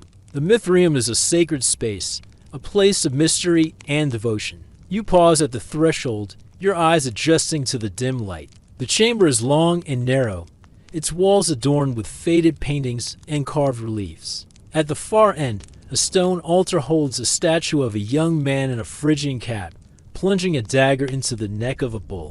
This is Mithras, the god at the heart of this cult, his image both serene and powerful. The air is thick with the scent of myrrh, burned in small braziers, and the faint echo of dripping water from some unseen source. Benches line the walls, where initiates men, for this cult is exclusive to them, recline during rituals. You take a seat, the stone cool beneath you, and feel the weight of secrecy. The sense that you are part of something hidden, something known only to a few. The cult of Mithras is a mystery, even to those who study it today. Its origins are obscure, perhaps rooted in Persian traditions, though the Mithras of Rome is distinctly Roman, shaped by the empire's blend of cultures. Imagine yourself as an initiate, perhaps a soldier or a merchant, drawn to this faith by its promise of salvation and camaraderie. You are not a slave, toiling in a domus, nor a senator scheming in the forum, but a man seeking meaning in a vast, often chaotic empire. The cult welcomes you, but its secrets are revealed slowly, through 7 grades of initiation, each marked by rituals and tests. The air in the Mithraeum feels alive with possibility, the torchlight flickering as if guarding the mysteries you are yet to learn. Your journey begins with the lowest grade, Corax or Raven. You stand before the altar, the air heavy with incense. as an elder of the cult drapes a black cloak over your shoulders. The ritual is quiet, the words spoken in low tones, their meaning obscure but resonant. You are given a cup of water wine. Its taste sharp and cool, and you drink, pledging your loyalty to Mithras. The Mithraeum is small, perhaps seating only a dozen men, but it feels vast, its shadows stretching into the unknown. The walls are painted with scenes of the cosmos, stars, planets, and the bull-slaying act of Mithras, said to have birthed the world. The air carries the faint chant of the initiates, their voices soft but steady, a rhythm that soothes even as it intrigues. As you progress through the grades Nymphus, Miles, Leo, the rituals grow more complex. Imagine a night when you are blindfolded, the air cool against your skin. As you kneel before the altar, the scent of burning herbs fills your lungs, and the sound of a drum echoes, slow and deliberate. Like a heartbeat, you are tested, perhaps asked to endure a moment of discomfort, cold water poured over your hands, or a symbolic journey through darkness. The details are lost to history, for the cult guarded its secrets well. But the air in the Mithraeum is thick with solemnity, each ritual binding you closer to the god and your fellow initiates. Unlike the public worship of Jupiter, with its grand processions, Mithraism is intimate, its ceremonies held in the quiet of underground chambers, hidden from the world above. The Mithraeum itself is a marvel, a testament to the cult's devotion. Picture the chamber's walls, carved with niches holding small statues of Mithras's companions, cots, and caudipades, torch-bearers of light and darkness. The ceiling is painted with stars, a reminder of the cult's obsession with the heavens. Its belief that Mithras governed the cosmos. The air smells of wax and resin, the torches burning low, casting shadows that dance across the bull-slaying relief. Archaeologists have uncovered dozens of Mithraea across the empire, from Rome to Britannia to Syria, each small but richly decorated. In Ostia, Rome's port, one Mithraeum lies beneath a bathhouse, its entrance hidden, its altar still bearing traces of ancient offerings, charred bones, fragments of pottery, the faint scent of long-gone incense. The cult's appeal was strong, particularly among soldiers, whose lives we glimpsed with the 9th Legion. Imagine a legionary, his armor heavy from a day's march, descending into a Mithraeum near his fort. The air is a relief, cool and still, a contrast to the dust and sweat of the frontier. The cult offered him brotherhood, a sense of purpose beyond the empire's wars. The rituals, with their focus on loyalty and courage, mirrored the soldier's life. But the Mithraeum was a sanctuary, its shadows a place to reflect. Merchants, too, were drawn to Mithras, their travels across the empire mirrored in the cult's cosmic imagery. The air in their Mithraea was filled with the murmur of shared stories, the clink of cups raised in fellowship. Yet the cult remains a mystery, its texts lost, its practices known only through fragments. Archaeologists have pieced together clues from the Mithraea stone reliefs, altars, and inscriptions that hint at the cult's beliefs. The bull-slaying, or tauroctony, is central, a symbolic act of creation and renewal. Picture the relief, Mithras, his cloak billowing, gazes away from the bull as he strikes, his companions watching in reverence. The air around the altar feels sacred, the torchlight softening the stone's edges. Scholars debate the cult's origins Persian, perhaps, or born from the empire's melting pot of ideas. Some see parallels with early Christianity, another rising faith. But Mithraism's secrecy set it apart, its rituals whispered in the dark. The Mithraeum was a place of community, but also of exclusion. Women were barred, and the cult's secrecy made it suspect in the eyes of some Romans. Imagine rumors in the forum, the air thick with whispers of strange rites beneath the city. Yet for its followers, the Mithraeum was a refuge, its air heavy with meaning, its shadows a shield from the world. As Christianity grew, the cult faded, its Mithraea abandoned, their altars silent.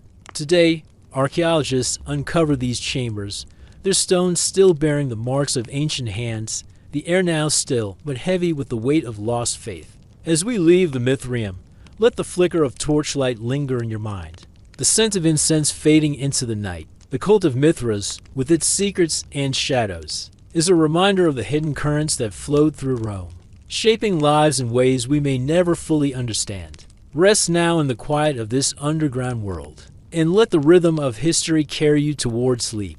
as the flickering torchlight of the Mithraic shrine fades into the quiet shadows of history. We return to the bustling streets of Rome, where the city's heartbeat pulses through its markets and workshops. The year remains 100 CE, and the air is warm, thick with the comforting scent of freshly baked bread, mingling with the faint dust of the cobblestone streets and the distant murmur of the Tiber River. Tonight, we step away from the hidden rites and the potter's wheel to immerse ourselves in the life of a Roman baker, a free worker whose hands knead the dough that feeds the eternal city. Imagine yourself as this baker, your days shaped by the rhythm of flour, fire, and the endless demand for bread. Let us walk through a day in your bakery, step by step, and feel the steady pulse of a life that sustains Rome. A humble yet vital thread in the empire's vast tapestry. Picture yourself waking in the pre-dawn darkness, in a small room above your bakery in the heart of the Esquiline district, one of Rome's crowded working neighborhoods. Your bed is a simple wooden frame, its mattress stuffed with straw, the coarse wool blanket scratching lightly against your skin as you rise. The air carries the faint, lingering smell of yesterday's baking yeast, charred wood, and the warm, earthy scent of barley. The room is cramped, shared with your family, perhaps a spouse, or an apprentice who sleeps nearby. Their soft breathing a quiet backdrop to the sounds of the waking city. Through the thin walls, you hear the creak of a cart, the lowing of oxen, and the first calls of vendors setting up in the street below. Your body is stiff from yesterday's labor, your hands already dusted with the memory of flour. But you move quickly, pulling on a worn tunic, its fabric softened by years of use, and descend to the bakery below. The bakery is a small, open-fronted shop, its stone walls blackened by years of oven smoke. The air is cool at this hour, but already heavy with the scent of grain and the faint tang of sourdough starter, kept alive in a clay jar from one day to the next. Your tools are simple but essential. A long wooden table scarred from years of kneading, heavy sacks of wheat and barley flour, stacked in the corner, and the great dome oven, its brick interior still warm from last night's fire. You light a small oil lamp, its flame casting a golden glow across the room, and the air fills with the faint, oily smell of burning wick. Outside, the Esquiline is stirring, the street alive with the shuffle of early risers, laborers, slaves, and merchants, their voices a soft hum against the clatter of wooden shutters opening nearby. Your first task is to prepare the dough, a process that sets the rhythm of your day. You haul a sack of flour to the table, its weight straining your shoulders, and pour it into a wide wooden trough. The flour rises in a soft cloud, dusting your hands and tunic, its scent earthy and grounding. You add water from a clay jug, cool against your fingers, and a portion of the sourdough starter. Its tangy smell sharpen the air. Kneading begins, your hands sinking into the sticky mass, the dough resisting at first, then yielding to your steady pressure. The motion is repetitive, almost meditative, the dough soft and pliable under your palms. The air grows warmer as you work, the first rays of sunlight slipping through the shop's open front, and the scent of yeast begins to rise, mingling with the dust of flour that clings to everything. The bakery is your domain, but it is not a solitary one. Your apprentice, perhaps a young relative or a hired hand, joins you, their hands learning the craft under your guidance. You teach them to feel the dough's texture, to know when it's ready by the way it springs back under your touch. The air is filled with the soft thud of dough against the table, the occasional grunt of effort, and the distant sounds of the city waking dogs barking, a cart's wheels rumbling over cobblestones. Your family may help, too, your spouse shaping loaves or tending the oven, their presence a quiet partnership in the labor that sustains you. Unlike the slave, whose work is driven by fear, or the senator, whose days are spent in schemes, your life is one of routine and craft, a balance of skill and survival. As the morning progresses, you shape the dough into loaves round, flat breads for the common folk, finer white loaves for wealthier customers, and small rolls studded with seeds for market stalls. Your hands move with practiced ease, the dough smooth under your fingers, its surface dusted with flour to prevent sticking. The air is thick now with the scent of yeast and the growing warmth of the oven, which you've stoked with wood, its flames crackling softly. The oven's heat is intense, radiating across the small shop, and you wipe sweat from your brow, your tunic clinging to your skin. You slide the loaves into the oven using a long wooden peel, the air filling with the rich, comforting smell of baking bread. This is the heart of your craft, the moment when Rado transforms into sustenance. A process as old as the city itself. By mid-morning, the bakery is alive with customers. The street outside hums with activity, merchants haggling, children darting between carts. The air heavy with the scent of grilled fish and spices from nearby stalls. Housewives and slaves line up at your counter, their baskets ready to carry away your loaves. You greet them with a nod, your voice calm but firm as you negotiate prices. The coins they offer, small and worn, clink softly in a wooden box, their weight a reminder of your livelihood. Some customers are regulars, their faces familiar, their orders predictable. Others are travelers, drawn by the smell of fresh bread. You wrap loaves in cloth, your hands quick but careful, aware that a satisfied customer means another day's earnings. The air is warm now, the sun high, and the bakery feels like the center of the street's rhythm, its scent drawing people like moths to a flame. Midday brings a brief pause, though not a true rest. You sit in the back of the shop, eating a simple meal of your own bread, its crust crisp and its interior soft, paired with a handful of olives and a cup of watered wine. The taste is familiar, comforting, a small reward for your morning's labor. The air carries the lingering warmth of the oven and the faint chatter of the street, where life continues its endless flow. Your apprentice sweeps the floor, the broom's bristles scratching softly against the stone, and you take a moment to check the oven, ensuring the fire burns evenly. The work never truly stops. Another batch of dough is rising. In the afternoon will bring more baking, more customers, more coins to count. The afternoon is spent preparing a second round of loaves, as the demand for bread never wanes. Rome's appetite is vast, from the poorest tenements to the grandest villas. You need another batch, your hands moving with the same steady rhythm, the dough yielding under your touch. The air is hotter now, the oven's heat mingling with the midday sun, and your tunic is damp with sweat. You shape loaves with care, some marked with a cross or a baker's stamp to show their quality. The oven's glow is constant, its interior a fiery cave, and you slide in the loaves, the air filling with the rich, toasty scent of baking. The process is repetitive, almost hypnotic, the rhythm of kneading, shaping, and baking a steady pulse that carries you through the day.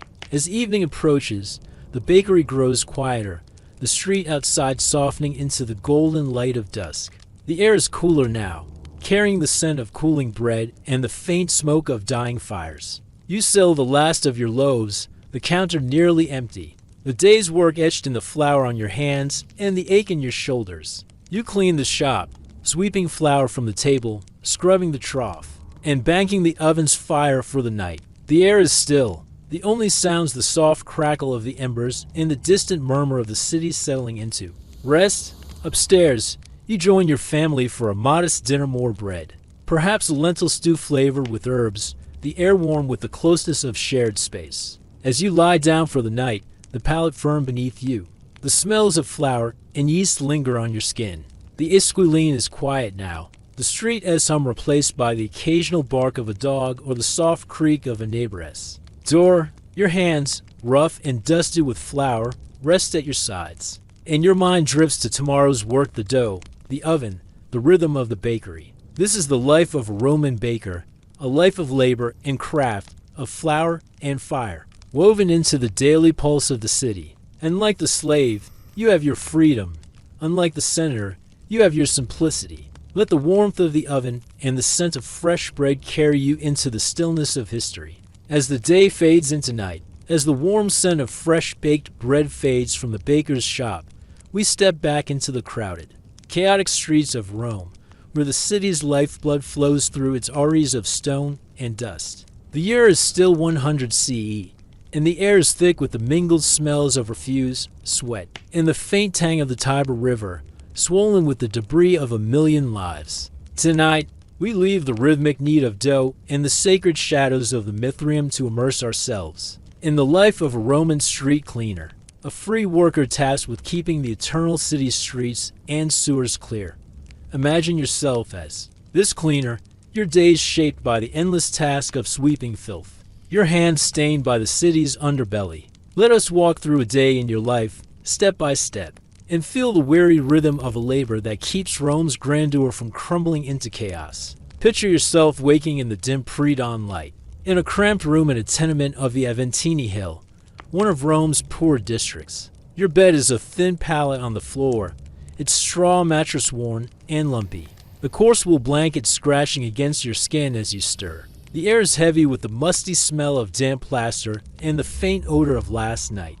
Meal barley porridge, perhaps, or a scrap of bread shared with your family. The tenement is crowded, the walls thin, and the sounds of your neighbors filter through. A baby's cry, the creak of a wooden floor, the low murmur of voices preparing for the day. Your body aches from yesterday's labor, your hands already rough from gripping a broom.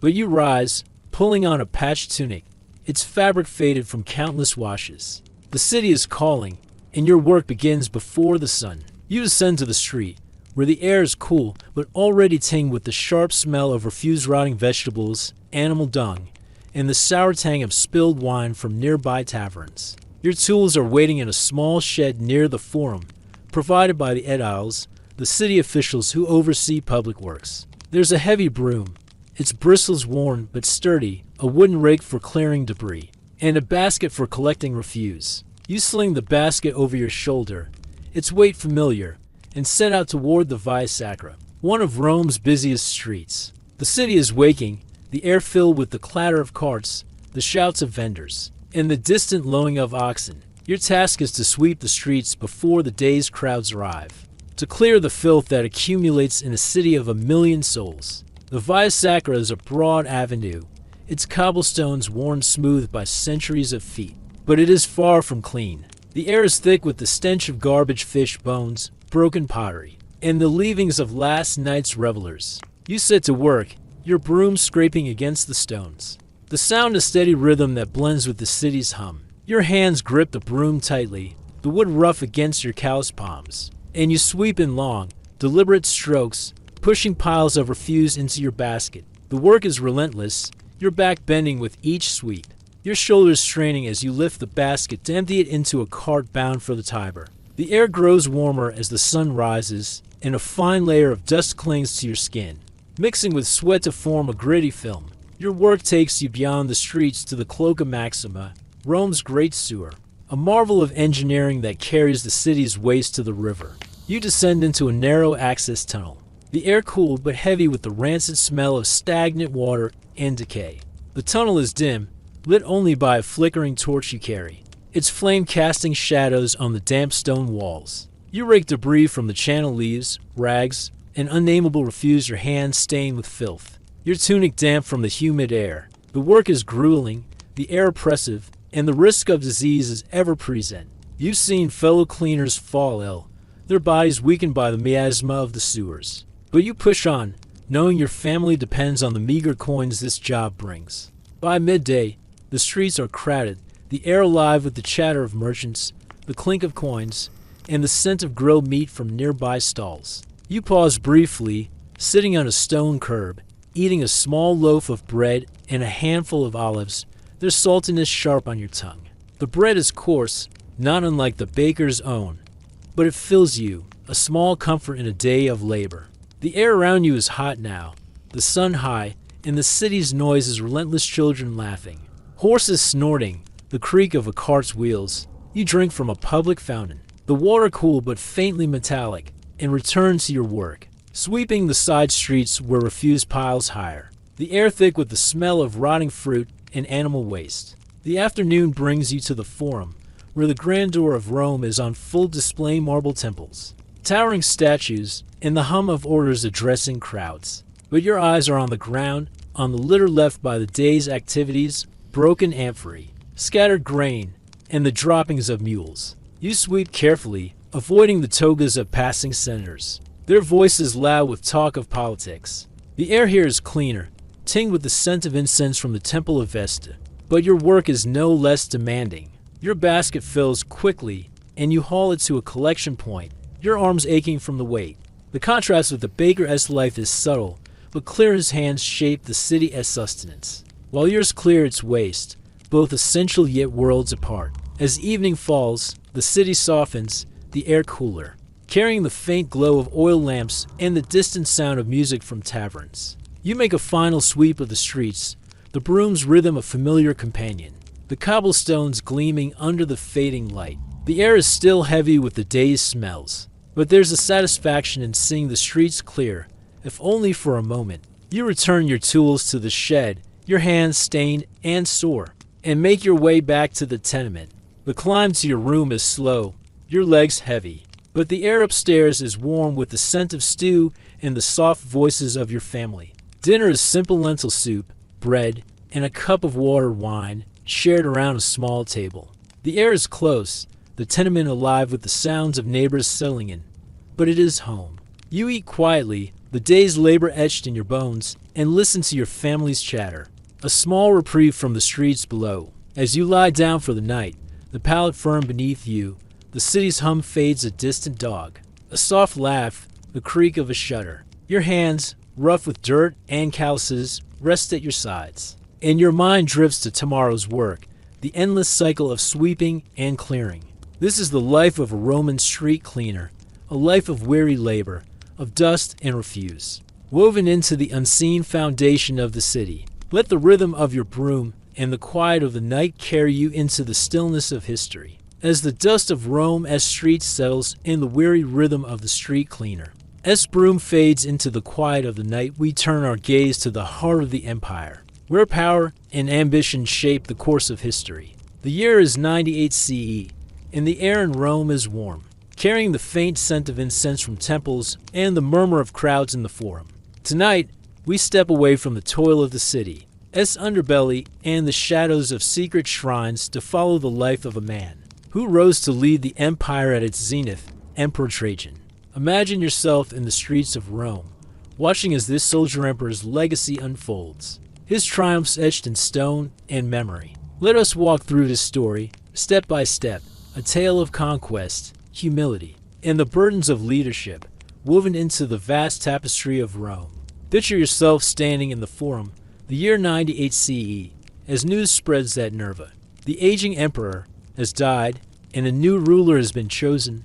The air is alive with whispers, the scent of roasted chestnuts mingling with the tang of marble dust from ongoing construction. Trajan, a military man from Hispania, steps into power, his presence commanding yet unassuming.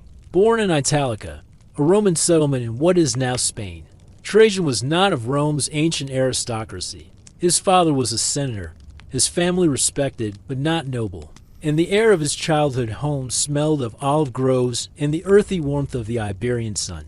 As a young man, Trajan trained as a soldier, his hands calloused from gripping a sword, his body hardened by years of marching under Rome's eagle standards. The air of the legions was thick with dust and leather, and Trajan thrived in it, rising through the ranks with a quiet determination. Imagine Trajan in his early years, a tribune in a distant province, perhaps Syria or Germania. The air is heavy with the scent of campfires and the clank of armor as he drills his men.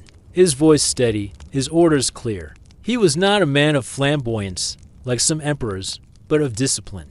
His eyes always fixed on the horizon, where Rome's enemies waited.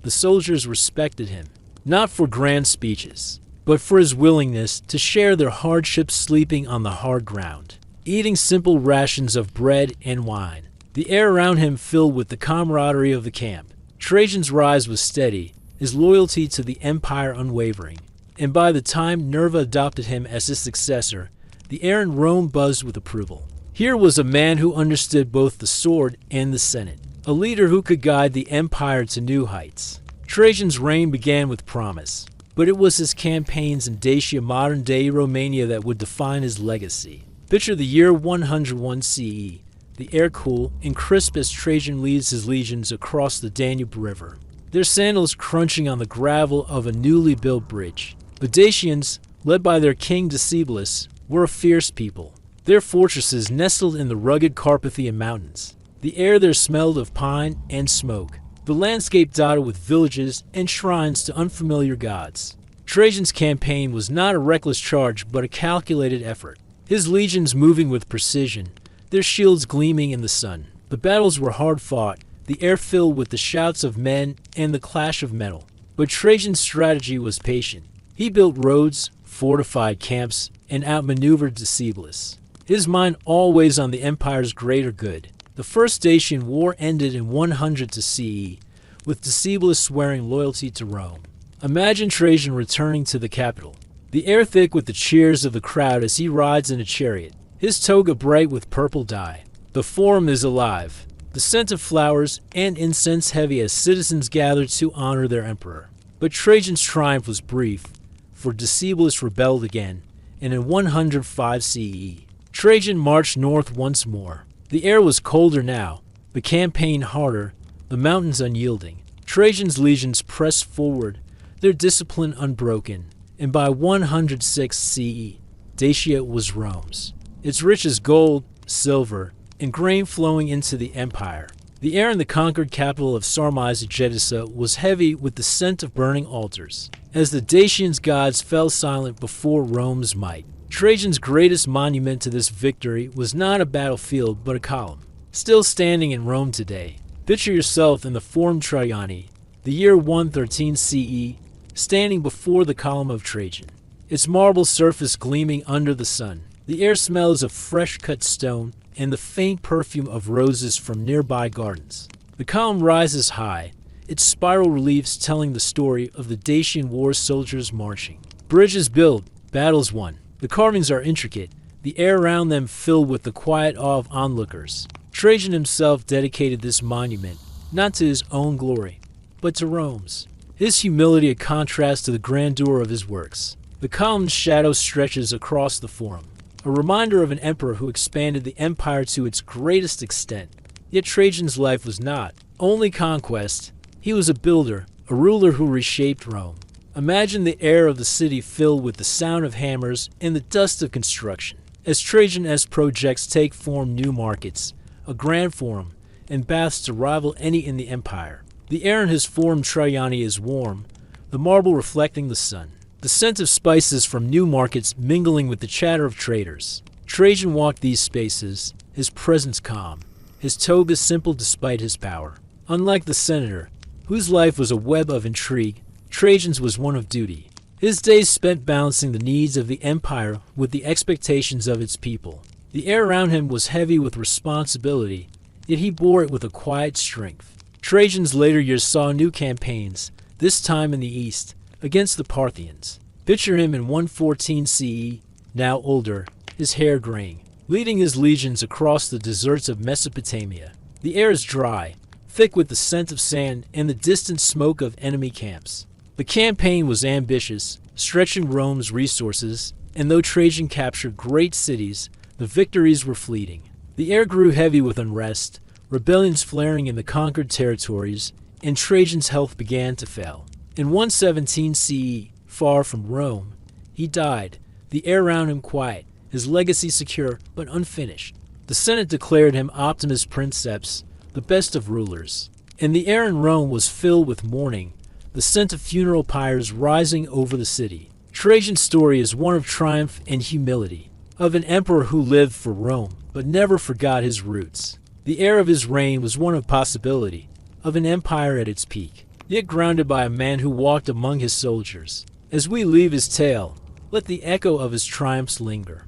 Like the soft glow of a torch in the forum, rest now in the quiet of his legacy, and let the rhythm of history carry you toward sleep. In the fading light of Rome's twilight years, as Trajan's victories echoed across the empire, there was one place where even the emperor's eagles did not dare to fly, a small villa near the foot of Vesuvius shrouded in secrecy. The Villa of the Mysteries. The year is 79 CE, and the air in Pompeii is heavy with the scent of fresh bread, roasting meat, and the salty tang of the sea. It's the kind of day where life flows like wine, where laughter mingles with the strains of a nearby lyre, and where shadows stretch long, and inviting as the sun begins its descent.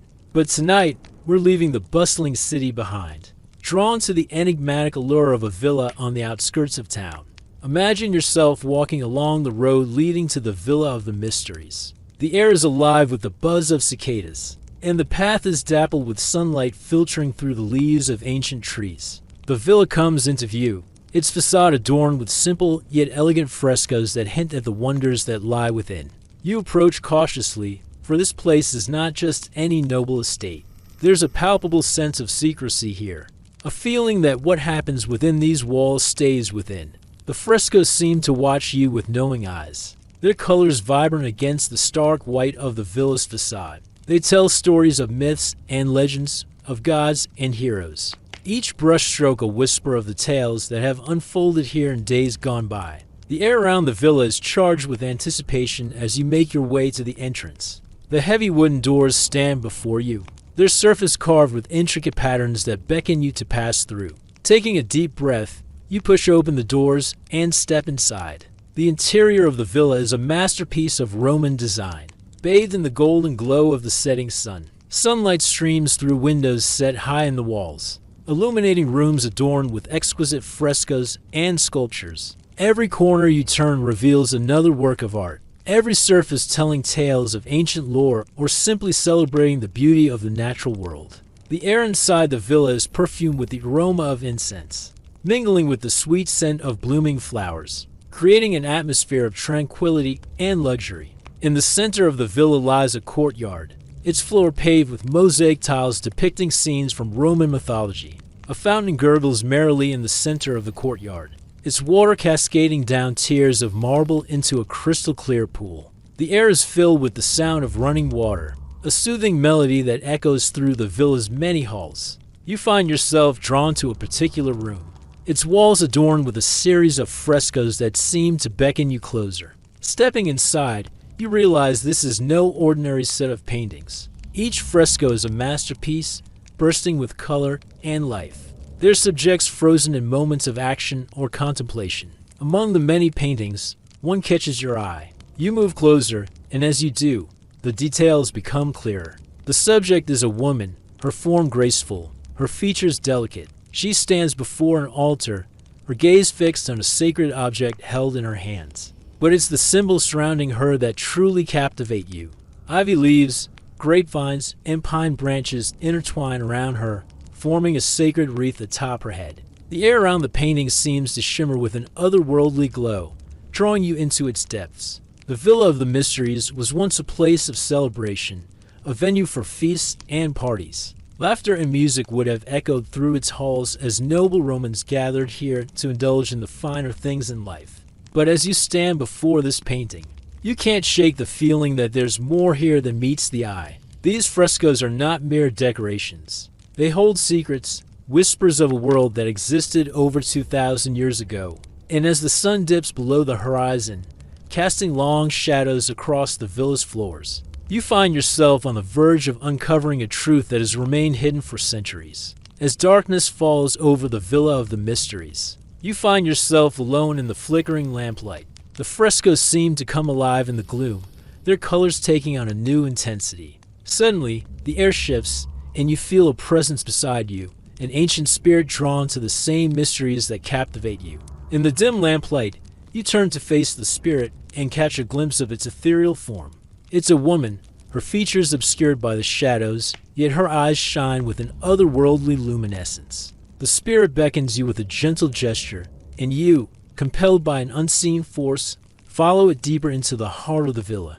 Through dimly lit corridors you go, each step echoing in the silence. The spirit leads you to a room not seen by modern eyes for nearly 2 millennia. Inside, the air is heavy with the scent of incense and the faint murmur of voices. Before you stands an altar adorned with flowers and fruit, and gathered around it are figures from Roman antiquity. You recognize the woman from the fresco, her form now illuminated by a soft, ethereal light. She turns, and for a fleeting moment, you see a smile gracing her lips. The air crackles with energy as the spirit reveals more of itself, sharing fragments of stories from days long gone. This is a gathering of souls, bound by their shared connection to the mysteries of Bacchus, the god of wine and ecstasy. The room pulses with life as the spirit guides you further into the ceremony. The participants chant in unison, their voices rising and falling like waves crashing on a distant shore. You hear snatches of their song,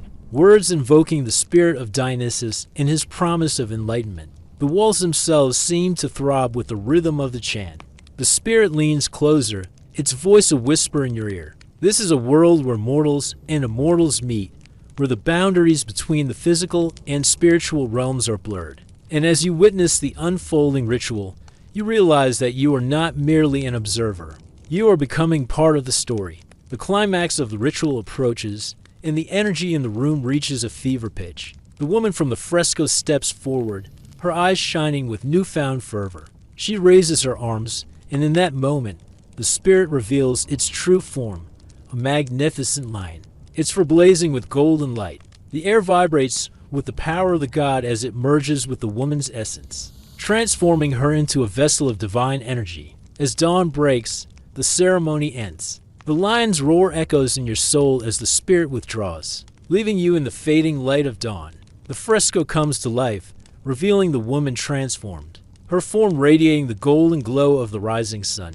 You awaken with a start, the chill of dawn seeping into your bones. Around you, the Villa of the Mysteries stirs back to life, the morning light banishing the lingering shadows of the night before. As the sun climbs higher in the sky, you find yourself standing before the town gates. The bustle of Pompeii's marketplace greets you, the air alive with the scent of spices, fresh fruit, and baking bread.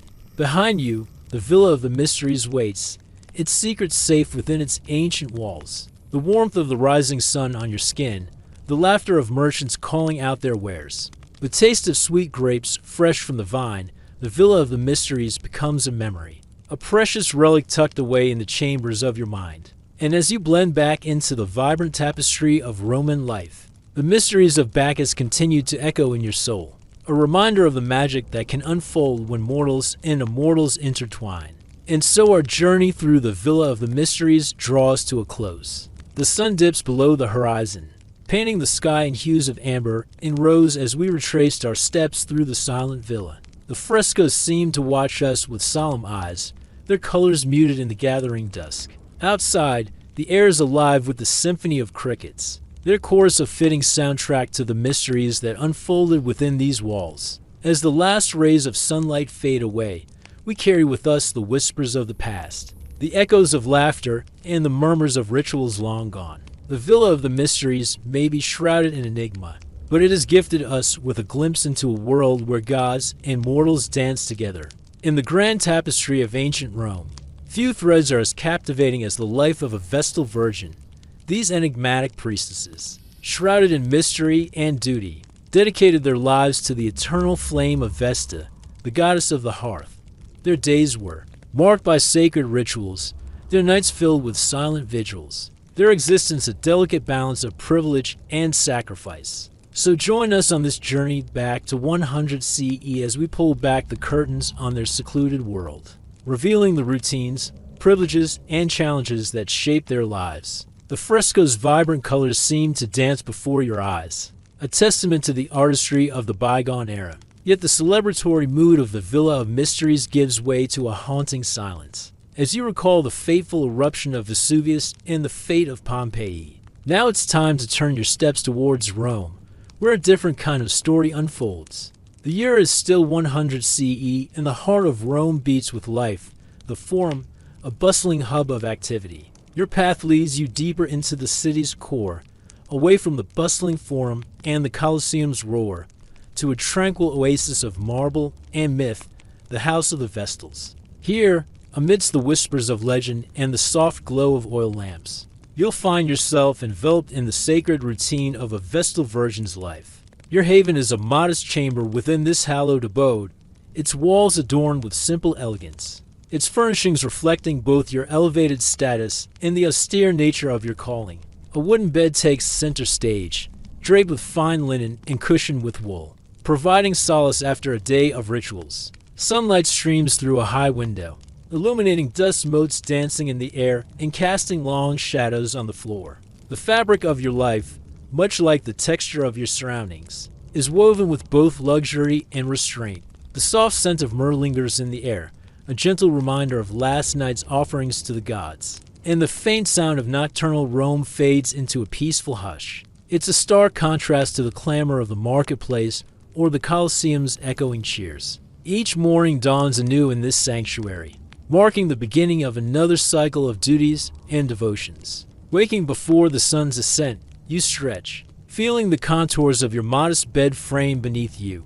The linen sheets, cool and smooth against your skin, are a luxurious contrast to the rough wool blanket that awaits your nightly embrace. Above, the roof remains open to the heavens, allowing the soft light of dawn to bathe your surroundings in an ethereal glow. But it's not just the comfort that marks your station.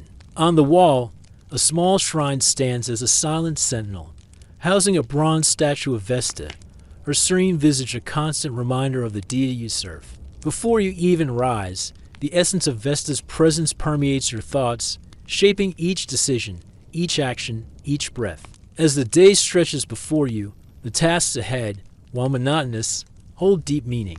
To be a Vestal Virgin is to be an unwavering link in an ancient chain of tradition. Your life's thread is intricately woven with that of Rome itself, its fate inextricably linked to the eternal flame you tend. So when the pale fingers of dawn begin to retreat, signaling the city's gradual awakening, you rise, eager to meet the day's demands. The air in your chamber carries the faint whisper of incense, a subtle echo of last night's rituals. The absence of sound is almost deafening, broken only by the distant murmur of Rome stirring to life. The Forum is yet to teem with activity, the Colosseum's roar silenced until the afternoon spectacle. For now, the city's energy is contained, much like the embers of the sacred fire, waiting to burst forth. Your white linen stola, a symbol of your order, drapes majestically over your form, its pristine fabric whispering tales of past ceremonies. A woolen veil frames your hair, adding a layer of modesty and mystique.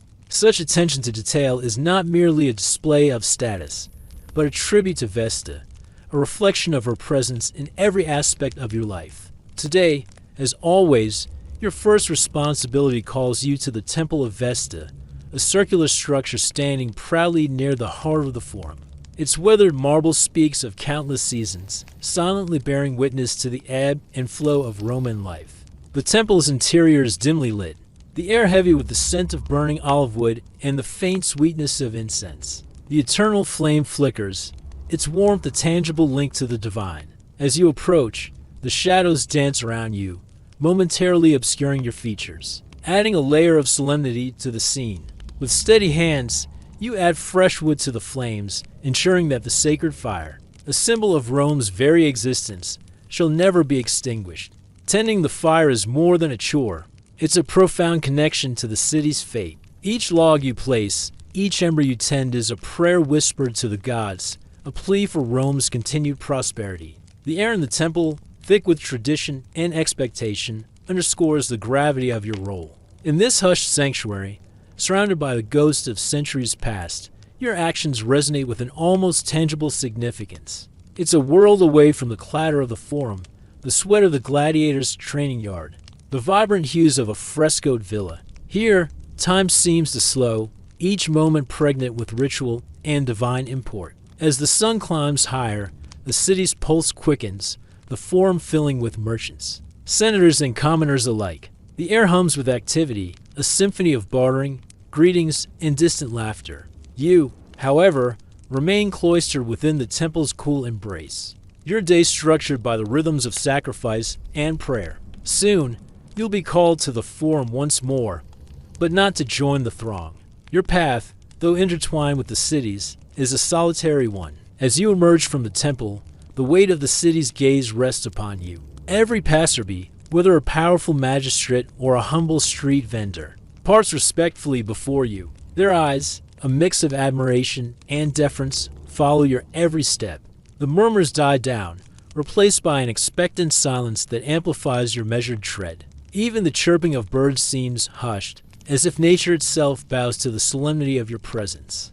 Amidst the grandeur of Rome, your life as a Vestal Virgin is a blend of privilege and constraint. Your status, envied by many, confines you to a world of ritual and tradition, limiting your freedom and personal choices. Yet within this structure, you find purpose and community, bound together with your fellow Vestals by a shared devotion. While the vastness of the Roman Empire stretches beyond the horizon, your life revolves around the Temple of Vesta, its rituals, and its sacred fire. With every sunrise, you reaffirm your commitment to this sacred duty, ensuring the eternal flame continues to burn, keeping watch over the city you call home. This story is part of our ongoing series, A Day in the Life. where we bring history to life by imagining what a day in the shoes of historical figures might have been like.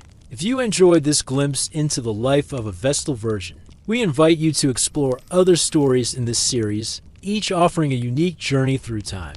Click the link below to continue your exploration. And if you're as captivated by history as we are, we invite you to subscribe to our channel. Together, let's keep history alive, as the sacred flame of Vesta flickers in the quiet temple tended by the priestess, whose life we just explored. We step away from the serene courtyards of the Atrium Vesta and journey to the rugged outskirts of Rome, where the city's grandeur is born from the sweat and stone of its laborers. The year remains 100 CE, and the air is warm, thick with the dry, gritty scent of dust and the faint tang of sweat carried on the breeze. Tonight we leave the hallowed rituals of the Vestal Virgins in the painted mysteries of Pompeii, to immerse ourselves in the life of a Roman quarry worker, a man whose hands carve the marble that adorns the temple's forms and villas of the empire, including the sacred spaces where Vesta's flame burns eternal. Imagine yourself as this worker, your days shaped by the relentless rhythm of hammer and chisel,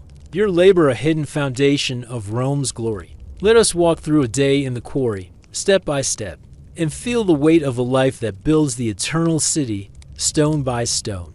Picture yourself waking in the dim pre-dawn light, in a rough shelter near the quarries of Carrara, a region north of Rome famed for its white marble.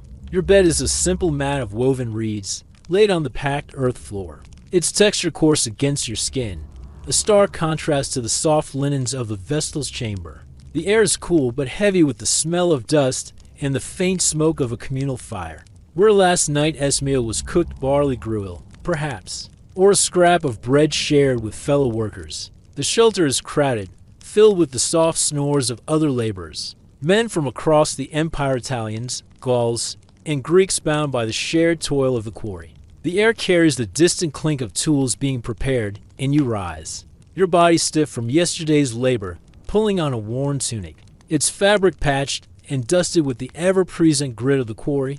You step outside, the air crisp, tinged with the sharp, mineral scent of freshly cut stone. The quarry is a vast, open scar in the landscape, its white marble cliffs gleaming faintly in the early light, a source of the stone that built the Temple of Vesta, where the priestess tends her sacred fire. Your tools are waiting: a heavy iron chisel, its edge dulled from use, a wooden mallet, and a leather sack for carrying rubble. You join your fellow workers, their voices low, their hands already scarred from years of labor.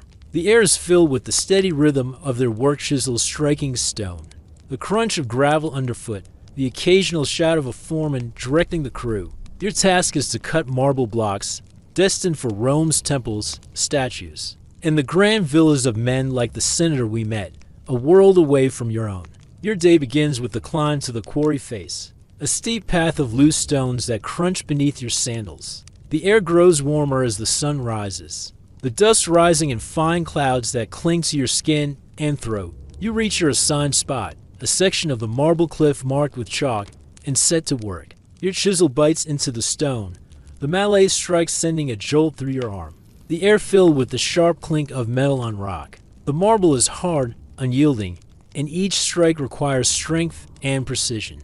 Your hands blistered despite the calluses built over years. The air smells of dust and sweat, and the sun beats down, its heat reflecting off the white stone, making your tunic cling damply to your back. This is not the sacred task of the Vestal, whose hands touch only flour and flame, but a grueling labor that shapes the very stones that uphold her temple's sanctity. As the morning progresses, you work in rhythm with your crew, the air alive with the steady cadence of chisels and the occasional groan of a block being pried loose. The quarry is a place of camaraderie, though not without tension. Men share water from a clay jug, its contents warm but refreshing, and exchange quiet words about their homes. Far from this dusty landscape, the air carries the faint laughter of a shared joke, a moment of lightness amid the toil.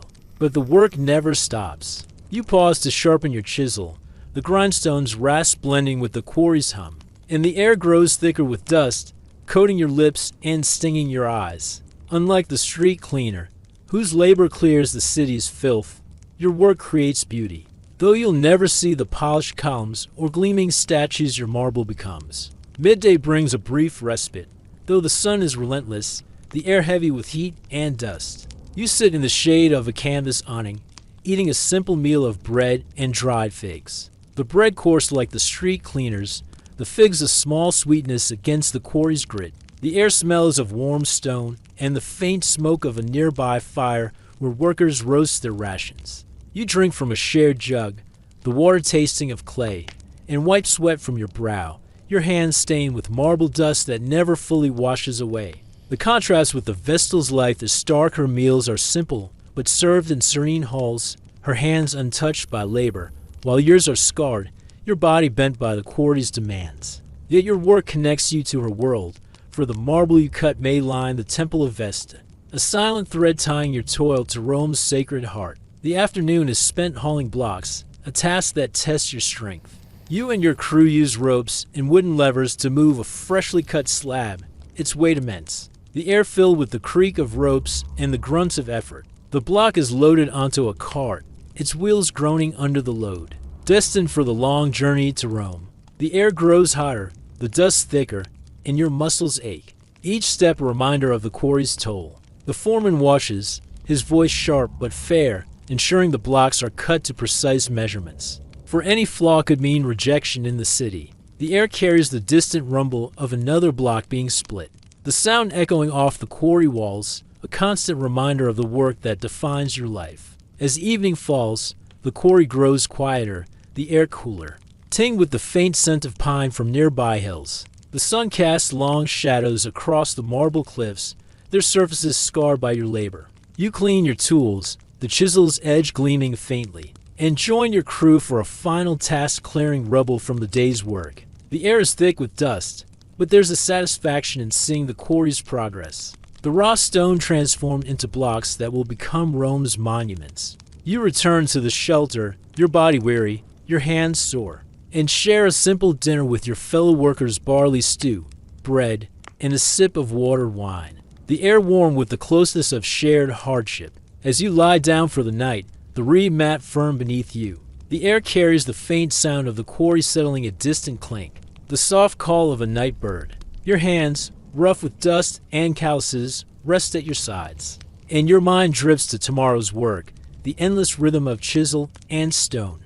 This is the life of a Roman quarry worker, a life of grueling labor, of dust and sweat, yet one that builds the very temples where the Vestal tends her flame, the forums where Trajan's triumphs are celebrated, the villas where senators recline. Let the weight of the marble and the quiet of the night carry you into the stillness of history. As the dust of the Carrara quarry settles and the rhythmic clink of the quarry worker, as chisel fades into the stillness of the night, we journey from the rugged hills of Italy to the eastern reaches of the Roman Empire, to the vibrant city of Ephesus in the province of Asia, modern-day Turkey. The year is 100 CE, and the air is warm, carrying the scent of myrrh from bustling markets, the salt of the nearby Aegean Sea, and the faint dust of marble perhaps quarried by hands, like those we left behind us to build the city as grand monuments. Tonight we step away from the labor of stone and the sacred duties of the Vestal, to explore a mystery of knowledge and loss. The Library of Celsus, one of Rome's greatest repositories of wisdom, now a ruin whose scrolls are lost to time. Imagine yourself standing before its majestic facade, its marble columns gleaming under the sun, the air heavy with the weight of forgotten stories. Let us walk through this library, step by step, and uncover the enigma of its vanished texts, a testament to Rome's intellectual heart. Build on the labor of those like the quarry worker whose stone shaped its grandeur. Picture yourself in Ephesus, a thriving port city where the air hums with the chatter of Greek, Latin, and a dozen other tongues, the streets alive with merchants, philosophers, and pilgrims. The Library of Celsus, though not yet completed in 100 CE, is already taking shape. A gift from Tiberius Julius Celsus Ptolemæus, a Roman consul, to the city. You approach its site, your sandals brushing against a paved street, the air warm with the scent of olive oil from nearby lamps and the faint sweetness of figs. Sold in the market, the library's facade, when finished, will be a marvel. 2 stories of gleaming white marble, its columns carved with precision, likely from the same quarries where a worker toiled. The air around the construction site is thick with the dust of stone. and the clatter of masons' tools, a reminder of the labor that underpins Rome's beauty. From temples to libraries. You step inside the library. Once it stands complete in the early 2nd century, the air cooler, heavy with the musty scent of parchment and the faint wax of scrolls sealed for preservation. The interior is vast, a rectangular hall with high walls lined with niches, each holding rows of scrolls, thousands of them, their wooden cases polished. Their contents the wisdom of Greece, Rome, and beyond. The air is still. The only sound the soft rustle of a scholar unrolling a scroll or the murmur of a reader reciting poetry in a low voice. A central apse holds a statue of Celsus, or perhaps Athena, goddess of wisdom, her bronze form catching the light from high windows. The air feels alive with knowledge, the scrolls containing history's philosophies. And drama is a legacy of thought that connects the quarry-esque stone to the minds of Rome. As elite like the senator we met who might have studied such texts to hone his rhetoric. The Library of Celsus was more than a building.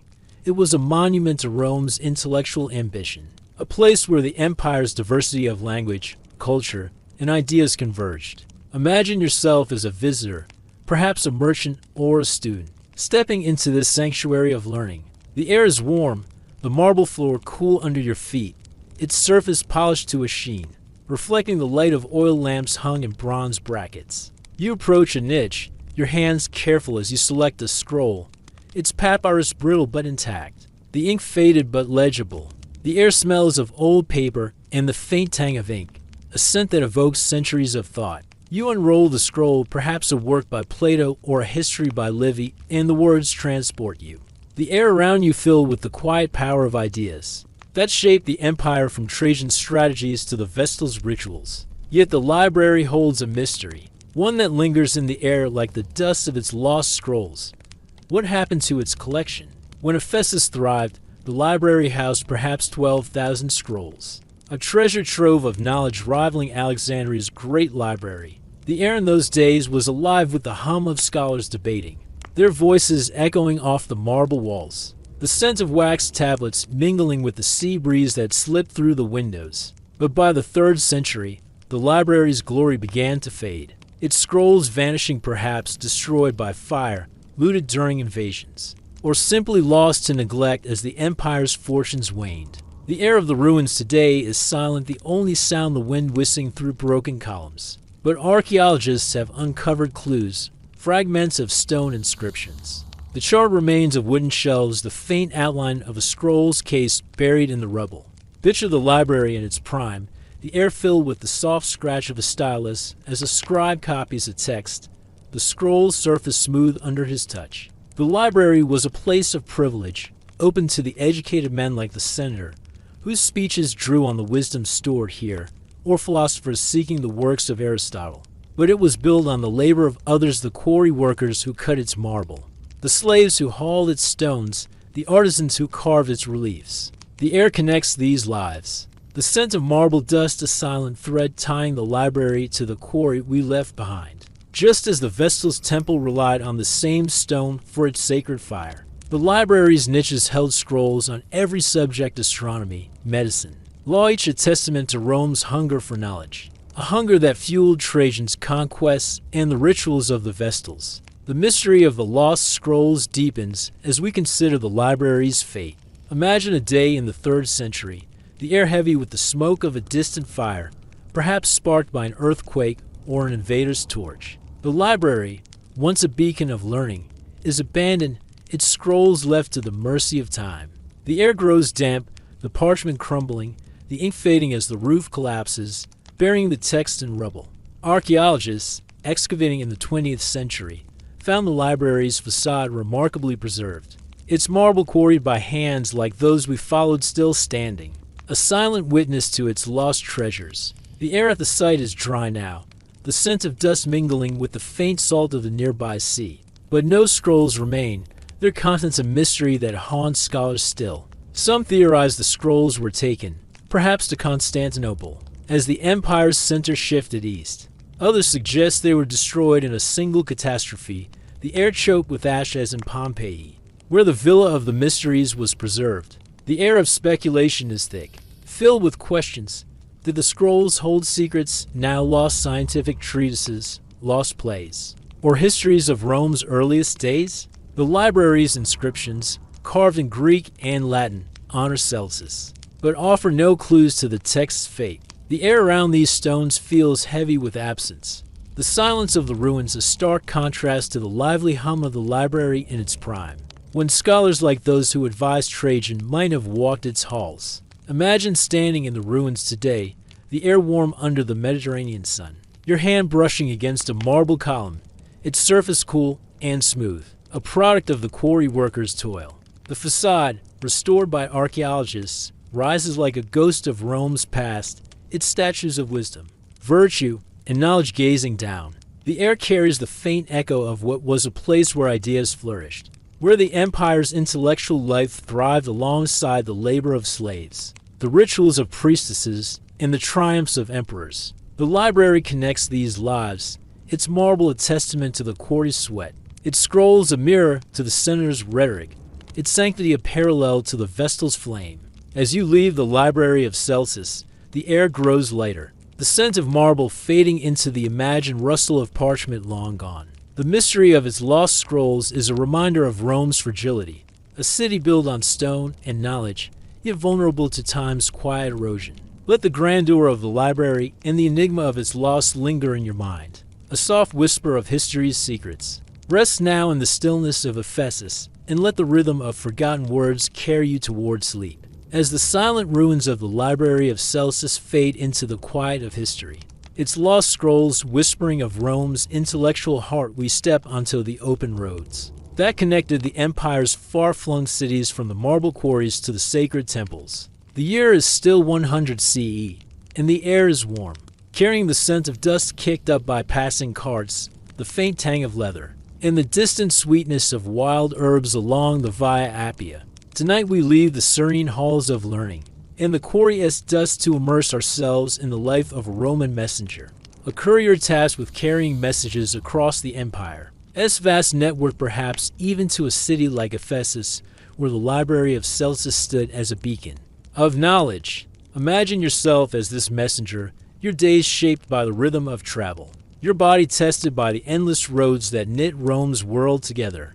Let us walk through a day in your life, step by step, and feel the tireless pace of roll that carried the empire's voice, from the Forum to the farthest provinces. Picture yourself waking in the dim light of dawn, in a modest room at Amancio, a roadside and along the Via Appia, south of Rome.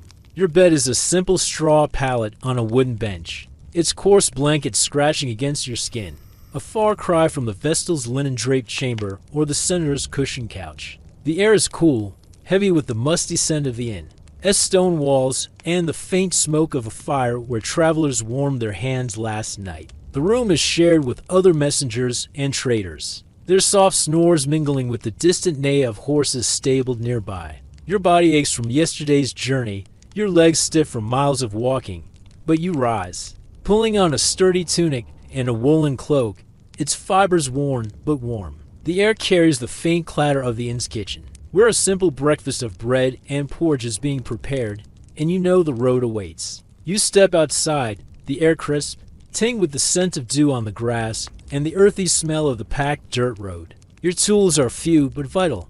A leather satchel slung across your shoulder holds wax tablets, or parchment scrolls sealed with wax to protect their contents, perhaps a letter from a senator, to a governor, or a merchant's order destined for Ephesus, where scholars in the library of Celsus might await such news. Your sandals are thick-soled, designed for long marches, and a wooden staff steadies your steps. The Mancio is alive with early activity, stable hands, grooming horses, travelers packing their goods. The air filled with the soft jingle of harnesses and the murmur of Latin and Greek. Your task is to deliver your messages to the next Mancio or city.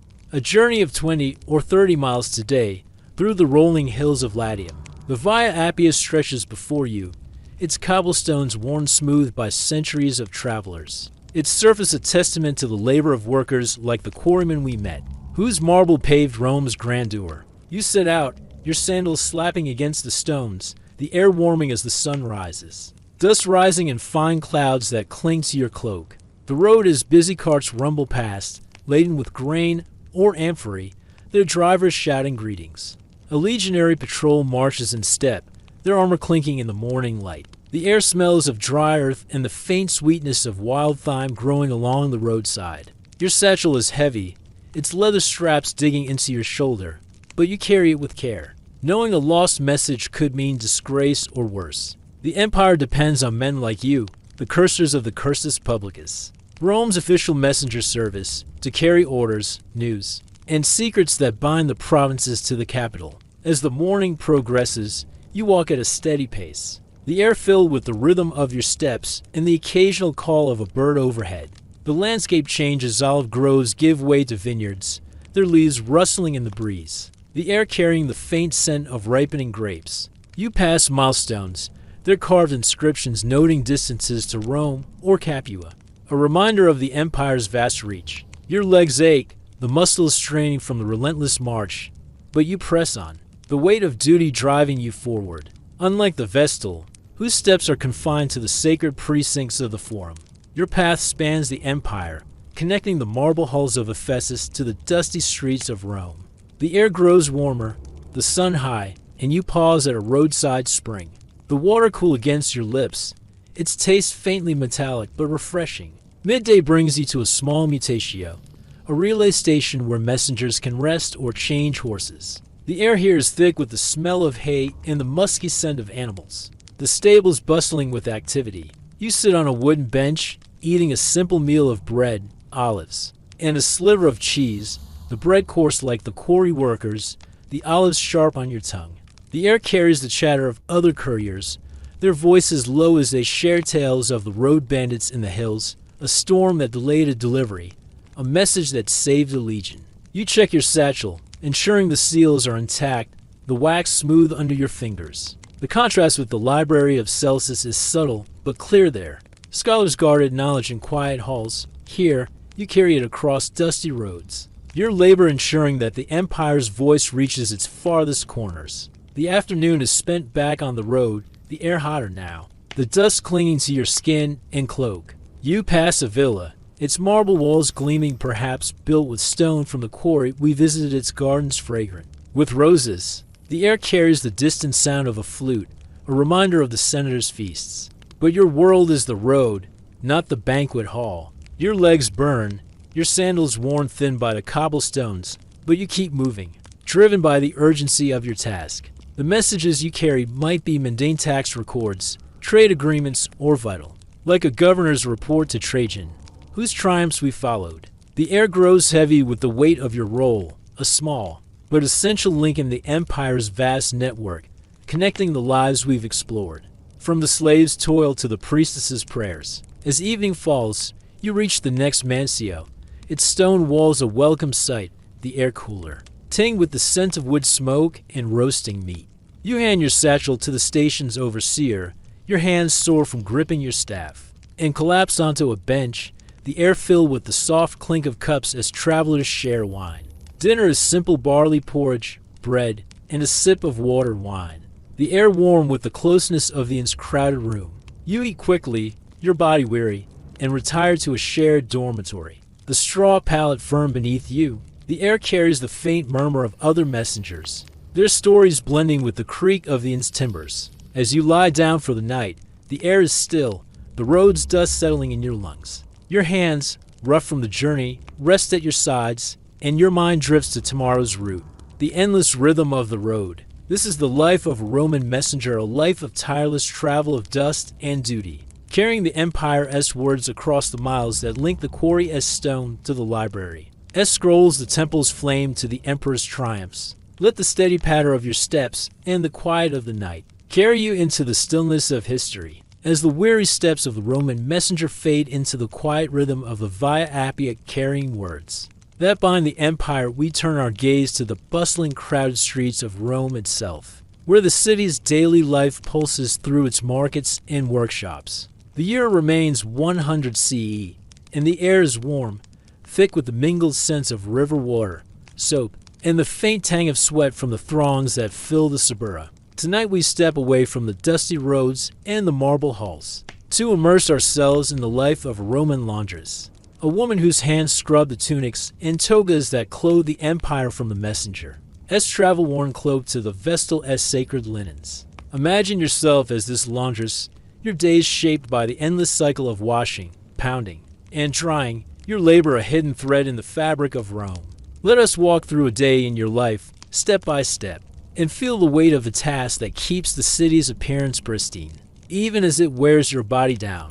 Picture yourself waking in the dim pre-dawn light, in a cramped room in a tenement of the Suburra, Rome's bustling working-class district. Your bed is a thin mat of straw on the floor, its coarse blanket scratching against your skin, a stark contrast to the soft linens of the Vestal S chamber or the Senator S cushioned couch. The air is heavy with the musty smell of damp plaster and the faint aroma of yesterday. S barley stew, shared with your family or fellow workers who sleep nearby. Their soft breathing a quiet backdrop to the city's awakening.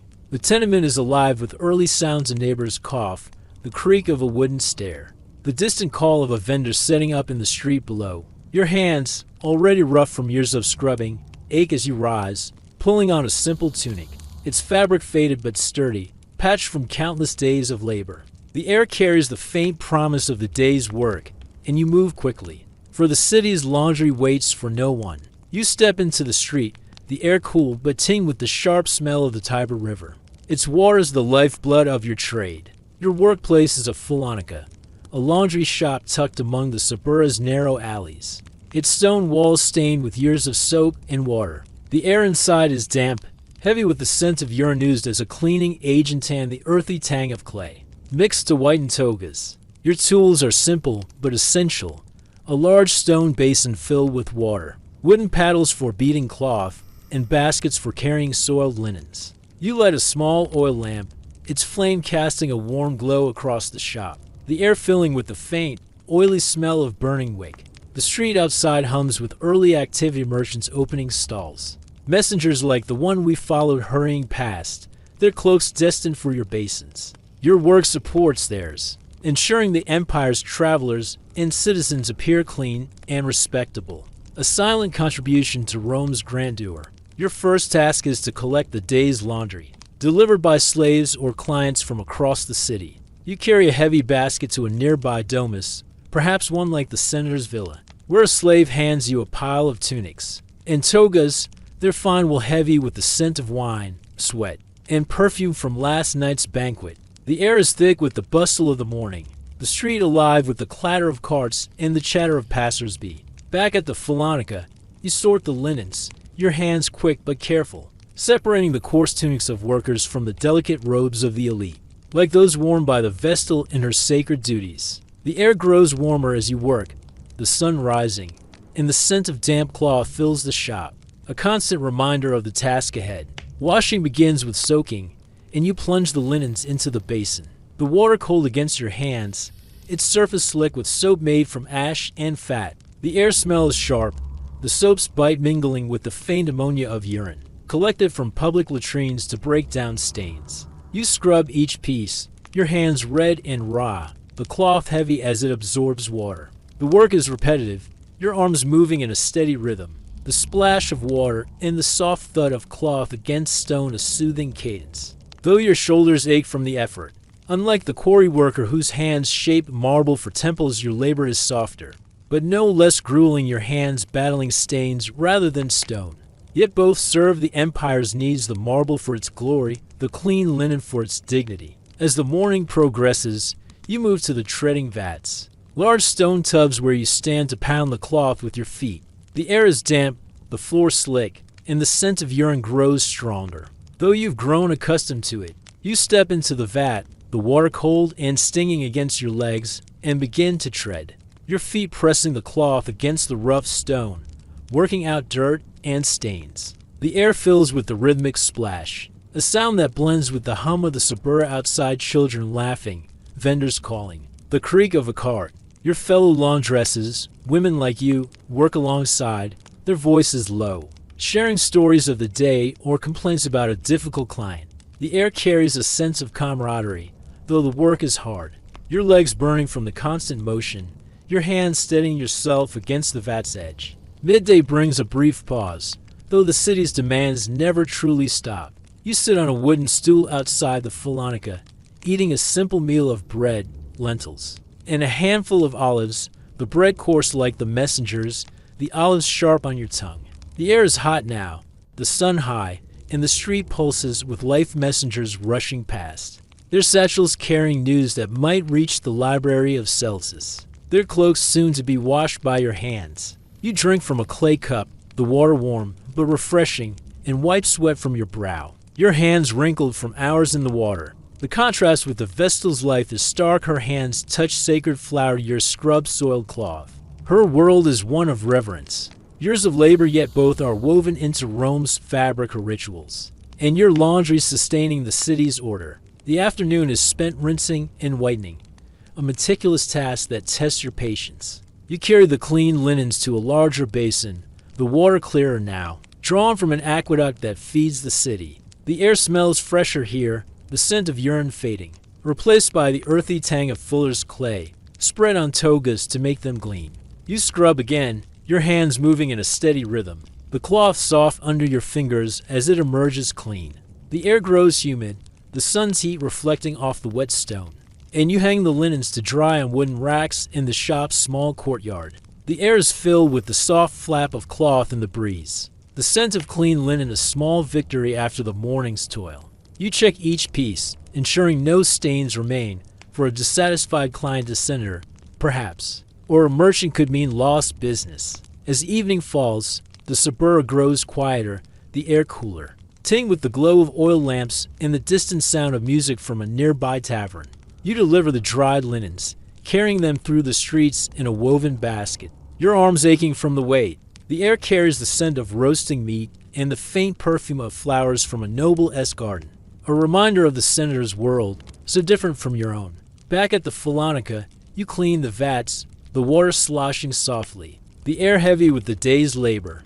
You return to the tenement, your hands raw, your legs weary, and share a simple dinner with your family: barley stew, bread, and a sip of water wine. The air warm with the closeness of shared space. As you lie down for the night, the straw mat firm beneath you. The air carries the faint hum of the suburb, a distant dog, a soft laugh, the creak of a shutter. Your hands, wrinkled and sore, rest at your sides, and your mind drifts to tomorrow's work. The endless cycle of washing and drying. This is the life of a Roman laundress, a life of tireless labor of water, and cloth woven into the unseen threads that clothe the empire from the messenger's cloak to the Vestal's robes supporting the grandeur of Rome's temples and libraries. Let the rhythm of the water and the quiet of the night carry you into the stillness of history. As the damp linens of the laundress dry in the warm air of Rome's suburb, their clean folds clothing the city's citizens, we leave the bustling streets and journey to the dark hidden depths of the empire where Rome's wealth is wrested from the earth. The year is still 100 CE, and the air above ground carries the scent of pine and dust, but below, in the mines of Hispania or Britannia, it is cold and heavy with the smell of damp rock and sweat. Tonight we return to the theme that began our journey, the grueling life of a Roman slave, and step into the world of a mine slave whose labor fuels the empire's riches. From the marble of the library of Celsus to the silver adorning the Vestal sacred vessels. Imagine yourself as this slave, your days bound by the unyielding stone of the mine, your body tested by a darkness far harsher than the laundress's vats. Let us walk through a day in your life step by step, and see why you might find it harder to endure than you imagine a life that mirrors the struggles of the household slave yet descends into an even deeper shadow. Picture yourself waking in the pitch-black chill of a mine barracks, a crude shelter near a silver mine in Hispania, far from the vibrant streets where the laundress toils. Your bed is no bed at all, just a patch of hard earth, covered with a thin layer of straw, its prickly texture a faint echo of the household slave's mat, but far less forgiving than the laundress's tenement pallet. The air is damp, heavy with the musty smell of unwashed bodies and the faint metallic tang of the mine's dust, which clings to everything. You share this space with dozens of other slaves, men and women from across the empire of Thracians. Gauls, African as their breaths, a soft, uneven chorus in the darkness. The air carries the distant clank of chains, a reminder of your captivity, and you rise, your body aching from yesterday's labor. your hands already rough with calluses from wielding a pickaxe. You pull on a tattered tunic, its coarse fibers scratching your skin, and step into the cold, the weight of the day pressing down before it even begins. The barracks open to a narrow path leading to the mine's entrance, a black maw carved into the hillside. The air outside is cool, tinged with the faint scent of pine from the surrounding forest. But as you descend, it grows colder, heavier, the smell of damp stone and earth overwhelming. Your tools are simple, but brutal andiron pickaxe, its handle worn smooth by countless hands, and a small oil lamp, its flickering flame your only light in the darkness. The overseer, a harsh figure with a whip at his belt, hands you the lamp.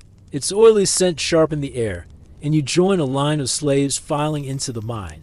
The air grows thick, the walls closing in, and the sound of dripping water echoes, a constant companion in this subterranean world. Your work, unlike the laundresses, is not in the bustling city, but in isolation. Yet it supports the same empire your silver coins the senator's wealth. Your labor the foundation of Rome's shining temples. Your first task is to extract ore, a grueling process that begins as soon as you reach your assigned tunnel. The air is stifling, the darkness broken only by the weak glow of your lamp, its flame casting shadows on the rough stone walls. You swing your pickaxe, the metal biting into the rock, each strike sending a jolt through your arms, the air filling with the sharp clink of iron and the faint crunch of splintering stone.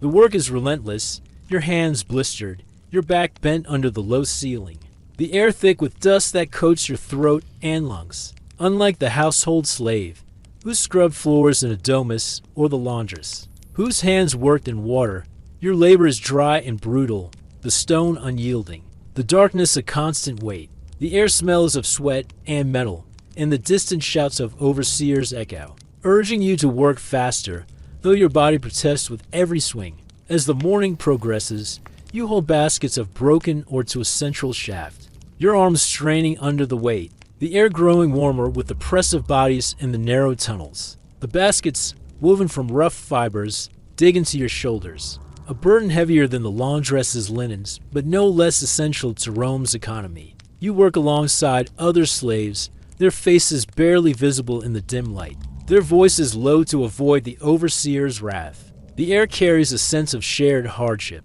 Though there's no time for camaraderie, each man and woman is focused on survival. The fear of punishment or collapse ever present. The mine is a dangerous place, the air heavy with the risk of falling rocks or flooding. A far cry from the suburba's noisy streets where the laundress labors in the open air. Midday brings no true rest, only a brief pause in a cavern near the mine's entrance, where the air is slightly fresher, tinged with the faint scent of the outside world. You sit on the cold stone floor, eating a meager ration of coarse bread and water wine. The bread dry and gritty, a stark contrast to the laundress's olives or the vestal's figs. The air smells of dust and the faint tang of metal from the ore piled nearby, and you eat quickly, your hands trembling from exhaustion. The overseer watches, his presence a constant threat. Unlike the laundress's relative autonomy in her Philonica, your meal is a moment of survival, not comfort. The air heavy with the knowledge that the mine awaits. You drink from a shared jug, the water tasting of earth, and return to your tunnel, the darkness swallowing you once more. The afternoon is spent deeper in the mine, where the air grows thicker, the lamp's flame flickering as the oxygen thins. You chip away at a new vein, the pickaxe's rhythm a dull pulse, the air filled with the clatter of falling stone and the distant groans of other slaves. Your body aches, your hands raw, the dust coating your skin like a second tunic.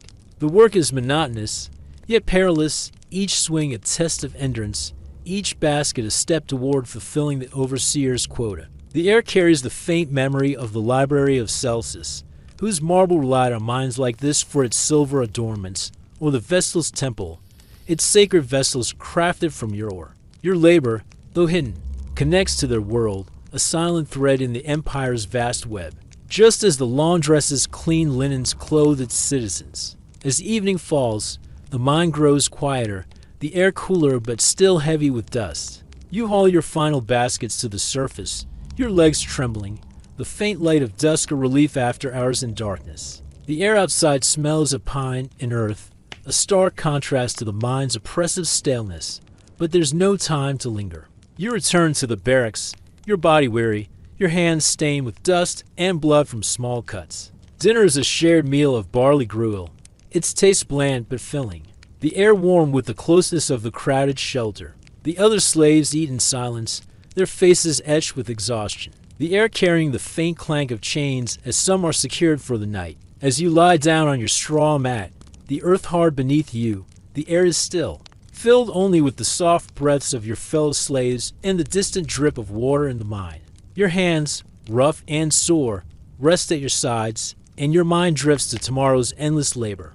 A cycle harsher than the household slaves, but no less vital to Rome. This is the life of a Roman mine slave, a life of darkness and toil, of stone and sweat, woven into the empire's wealth. From the coins that bought the laundress' soap to the silver that graced the Vestal rituals. Let the weight of the mine and the quiet of the night carry you into the stillness of history. As we emerge from the dark, suffocating tunnels of the Roman mine, where the slaves' pickaxe carved silver to fuel the empire's wealth, we step back into the vibrant heart of Rome, where that same silver adorns the opulent spaces that define the city's social life. The year remains 100 CE, and the air above ground is warm, carrying the scent of olive oil, rose water, and the faint steam rising from the city's grand bathhouses. Our journey through Rome as many lives from the household slave, toil to the Vestal rituals from the messenger dusty roads to the laundress.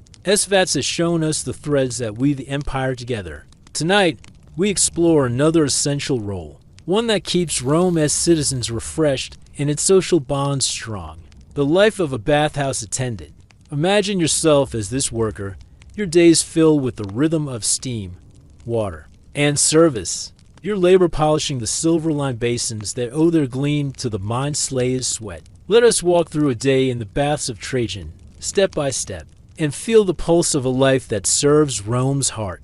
A world of warmth and duty far removed from the mine's cold darkness. Picture yourself waking in the early morning, in a small room in a tenement near the Esquiline Hill, not far from the grand baths of Trajan, newly built under the emperor whose triumphs we followed. Your bed is a simple straw pallet, its coarse blanket a faint echo of the mine slave's sparse bedding, though softer than the hard earth of the barracks. The air is warm, heavy with the musty smell of the tenement, plaster walls, and the faint aroma of last night's lentil stew, shared with your family or fellow workers. The room hums with the sounds of the waking city, a neighbor's cough, the creak of a cart in the street below, the distant splash of a fountain.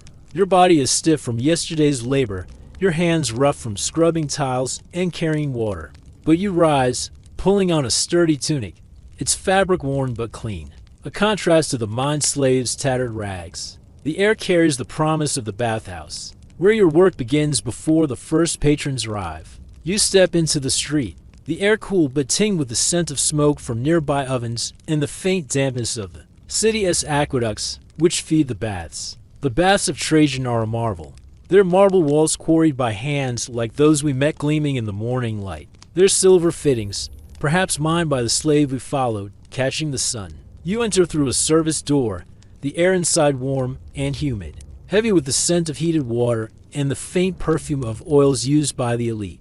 Your tools are simple: a wooden bucket, a coarse cloth for scrubbing, and a small knife for scraping dirt from tiles. The bathhouse is vast, its chambers echoing with the soft drip of water and the low hum of slaves preparing for the day. The air is alive with anticipation, for the baths are Rome's social hub, where senators, merchants, and citizens mingle, their togas cleaned by laundresses, their bodies refreshed by your labor. Your first task is to clean the caldarium, the hot bath, where the air is thick with steam, the walls slick with condensation. You scrub the mosaic floor, its tiny tiles depicting fish, and waves, the water warm under your hands, a stark contrast to the mine slave's cold.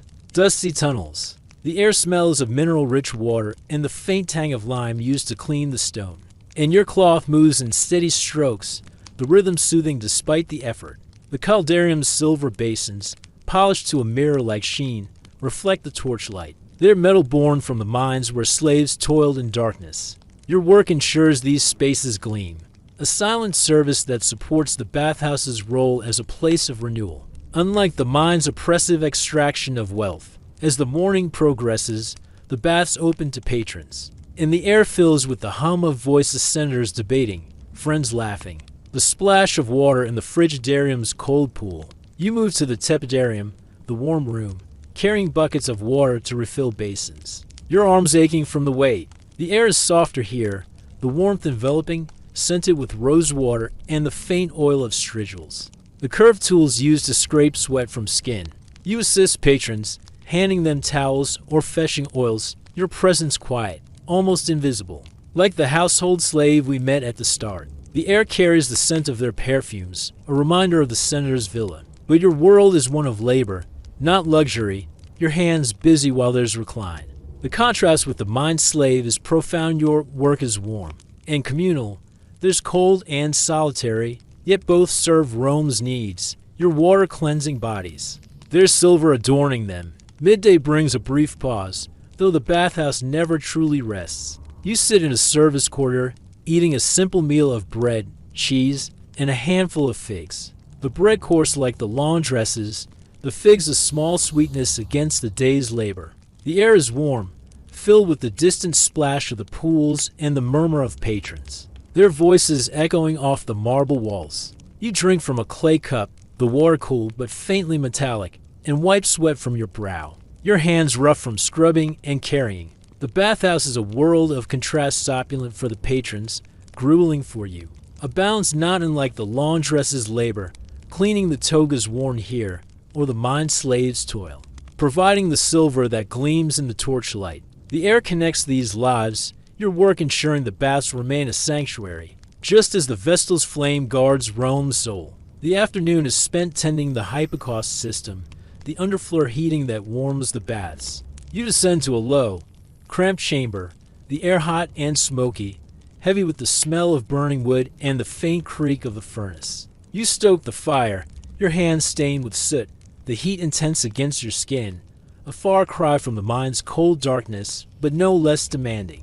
The air is thick, the work exhausting, but the warmth it creates is the bathhouse's heart, drawing patrons like the senator or the merchant whose messages the courier carried. You climb back to the main chambers, cleaning tiles or fetching towels, your body weary, but moving with practiced ease. The air filled with the soft hum of the bath's rhythm, water, steam, and voices blending into a soothing cadence. As evening falls, the bathhouse grows quieter, the air cooler, tinged with the scent of oil lamps and the faint perfume of patrons leaving for their villas. You make a final round, scrubbing benches, emptying basins. The air heavy with the day's warmth and the soft splash of water. The silver fittings gleam, a testament to the mind slave's labor. Just as the clean togas reflect the laundress's work, you return to the tenement, your hands raw, your legs aching, and share a simple dinner: barley porridge, bread, and a sip of watered wine.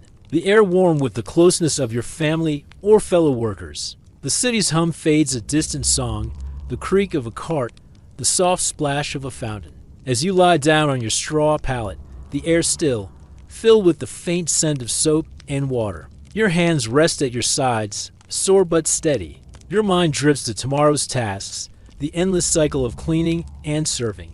This is the life of a Roman bathhouse, attending a life of warmth and labor, of steam and service woven into the empire's social fabric, from the silver of the mind slave to the linens of the laundress, all supporting Rome's shining heart. Let the gentle splash of water and the quiet of the night carry you into the stillness of history. As the warm steam of the baths of Trajan settles and the soft splash of water in the bathhouse fades into the quiet of Rome.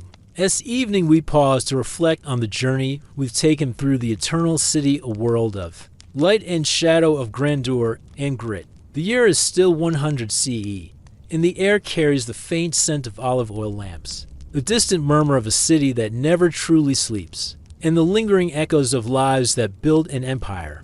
Our story began with the question of why you wouldn't last a day as a Roman slave, toiling in a wealthy domus, and from there, we've wandered through the lives that wove Rome's vast tapestry, from the defiant rebellion of Spartacus to the sacred duties of a Vestal virgin, from the dusty roads of a messenger to the steamy chambers of a bathhouse attendant.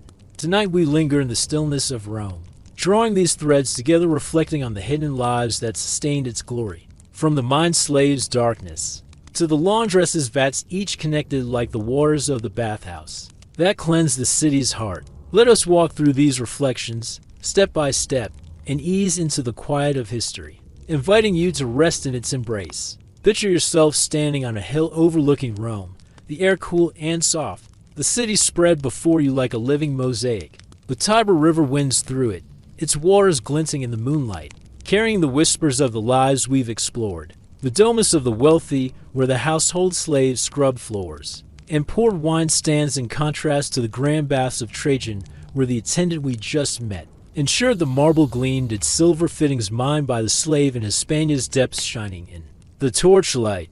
The air is filled with the faint glow of lamps, their light touching the marble columns quarried by hands we followed. The same stone that graced the library of Celsus, whose lost scrolls held the empire's wisdom.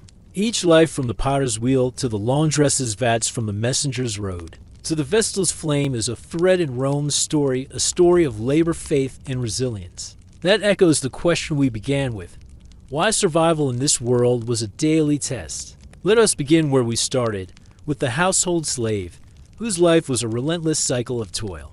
The air in the domus was thick with the scent of olive oil and the fear of punishment. Your hands raw from scrubbing mosaics, your days dictated by the whims of a master. This was a life of endurance, where every task, fetching water, serving wine, tested your strength, a stark reminder of why you wouldn't last a day in such servitude. Yet this slave's labor supported the senator's villa, where luxury masked its own burdens. The air heavy with political schemes and the scent of roses. The senator reclined on cushions, his toga cleaned by the laundress we met, his debates shaped by scrolls like those once housed in the library of Celsus, connecting the lowliest worker to the empire's elite. From the slave's toil, we followed Spartacus, whose rebellion shook Rome's foundations. The air on Vesuvius was filled with wood smoke and hope. His gladiators soared, a fleeting challenge to the empire's chains. His story, though tragic, showed the fire of defiance, a contrast to the slave's quiet submission. Yet both were bound by Rome's unyielding order. The air of his defeat lingered in the mystery of the Ninth Legion, lost in Britannia's foggy moors. Their eagle standard vanished like the scrolls of Celsus. The legion's fate, whether ambushed or disbanded, was a puzzle that connected the soldiers' march to the messenger's dusty road, each carrying Rome's will across its vast expanse. The artisans and laborers, the potter, the baker, the street cleaner, the quarry worker. The laundress formed the backbone of Rome's daily life. The air in the potter's workshop smelled of clay, his hands shaping vessels that held the baker's bread, its warm scent filling the suburra. The street cleaner swept the Via Sacra, its cobblestones laid with quarry marble, ensuring the city's order, while the laundress scrubbed the togas worn in the bathhouse. Her vats a world apart from the mine slave's dark tunnels. The air in each of these lives was heavy with labor, yet distinct: the potter's earthy calm, the baker's yeasty warmth, the cleaner's gritty dust, the laundress's soapy dampness, the mine slave's metallic chill, all woven into the empire's fabric, supporting the grandeur of the baths of Trajan or the temple of Vesta, where the priestess tended her sacred flame. The mysteries we explored, the villa of the mysteries, the library of Celsus, the cult of Mithras added depth to Rome's story. Their air thick with enigma, the villa's frescoes, painted in vibrant reds, whispered of secret rites, perhaps not unlike those in the Mithraeum, where torchlight and incense filled the air with reverence. The library of Celsus, its marble born from the quarry worker's toil, held scrolls that might have carried the messenger's words, its loss a silent echo of the Ninth Legion's vanishing. These mysteries connected the spiritual and intellectual lives of Rome to the labor that sustained them, from the laundress's clean linens to the bathhouse attendant's polished basins. Each life a thread in the empire's vast web.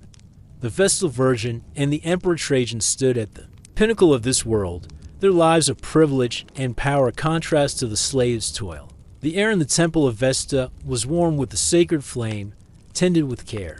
Its marble walls built by quarry workers, its silver vessels mined by slaves. Trajan's triumphs, celebrated in the Forum, relied on the messenger's speed and the artisan's craft. his column of Trajan carved from the same stone as the bathhouse's floors. Yet even these lives were bound by duty, the Vestal's vows. Trajan's leadership, each a reflection of the empire's balance of sacrifice and splendor. Now, as we stand on this imagined hill, the air soft with the scent of the Tiber and the glow of Rome's lights, we see how these lives intertwine. The mine slave's silver adorned the bathhouse where the attendant worked. The laundress's togas clothed the senator, whose debates shaped Trajan's empire. The messenger's roads carried news to the library of Celsus, whose marble came from the quarry. The air of Rome was filled with their stories, a quiet rhythm that carried the empire forward. Day by day. Why wouldn't you last a day as a Roman slave?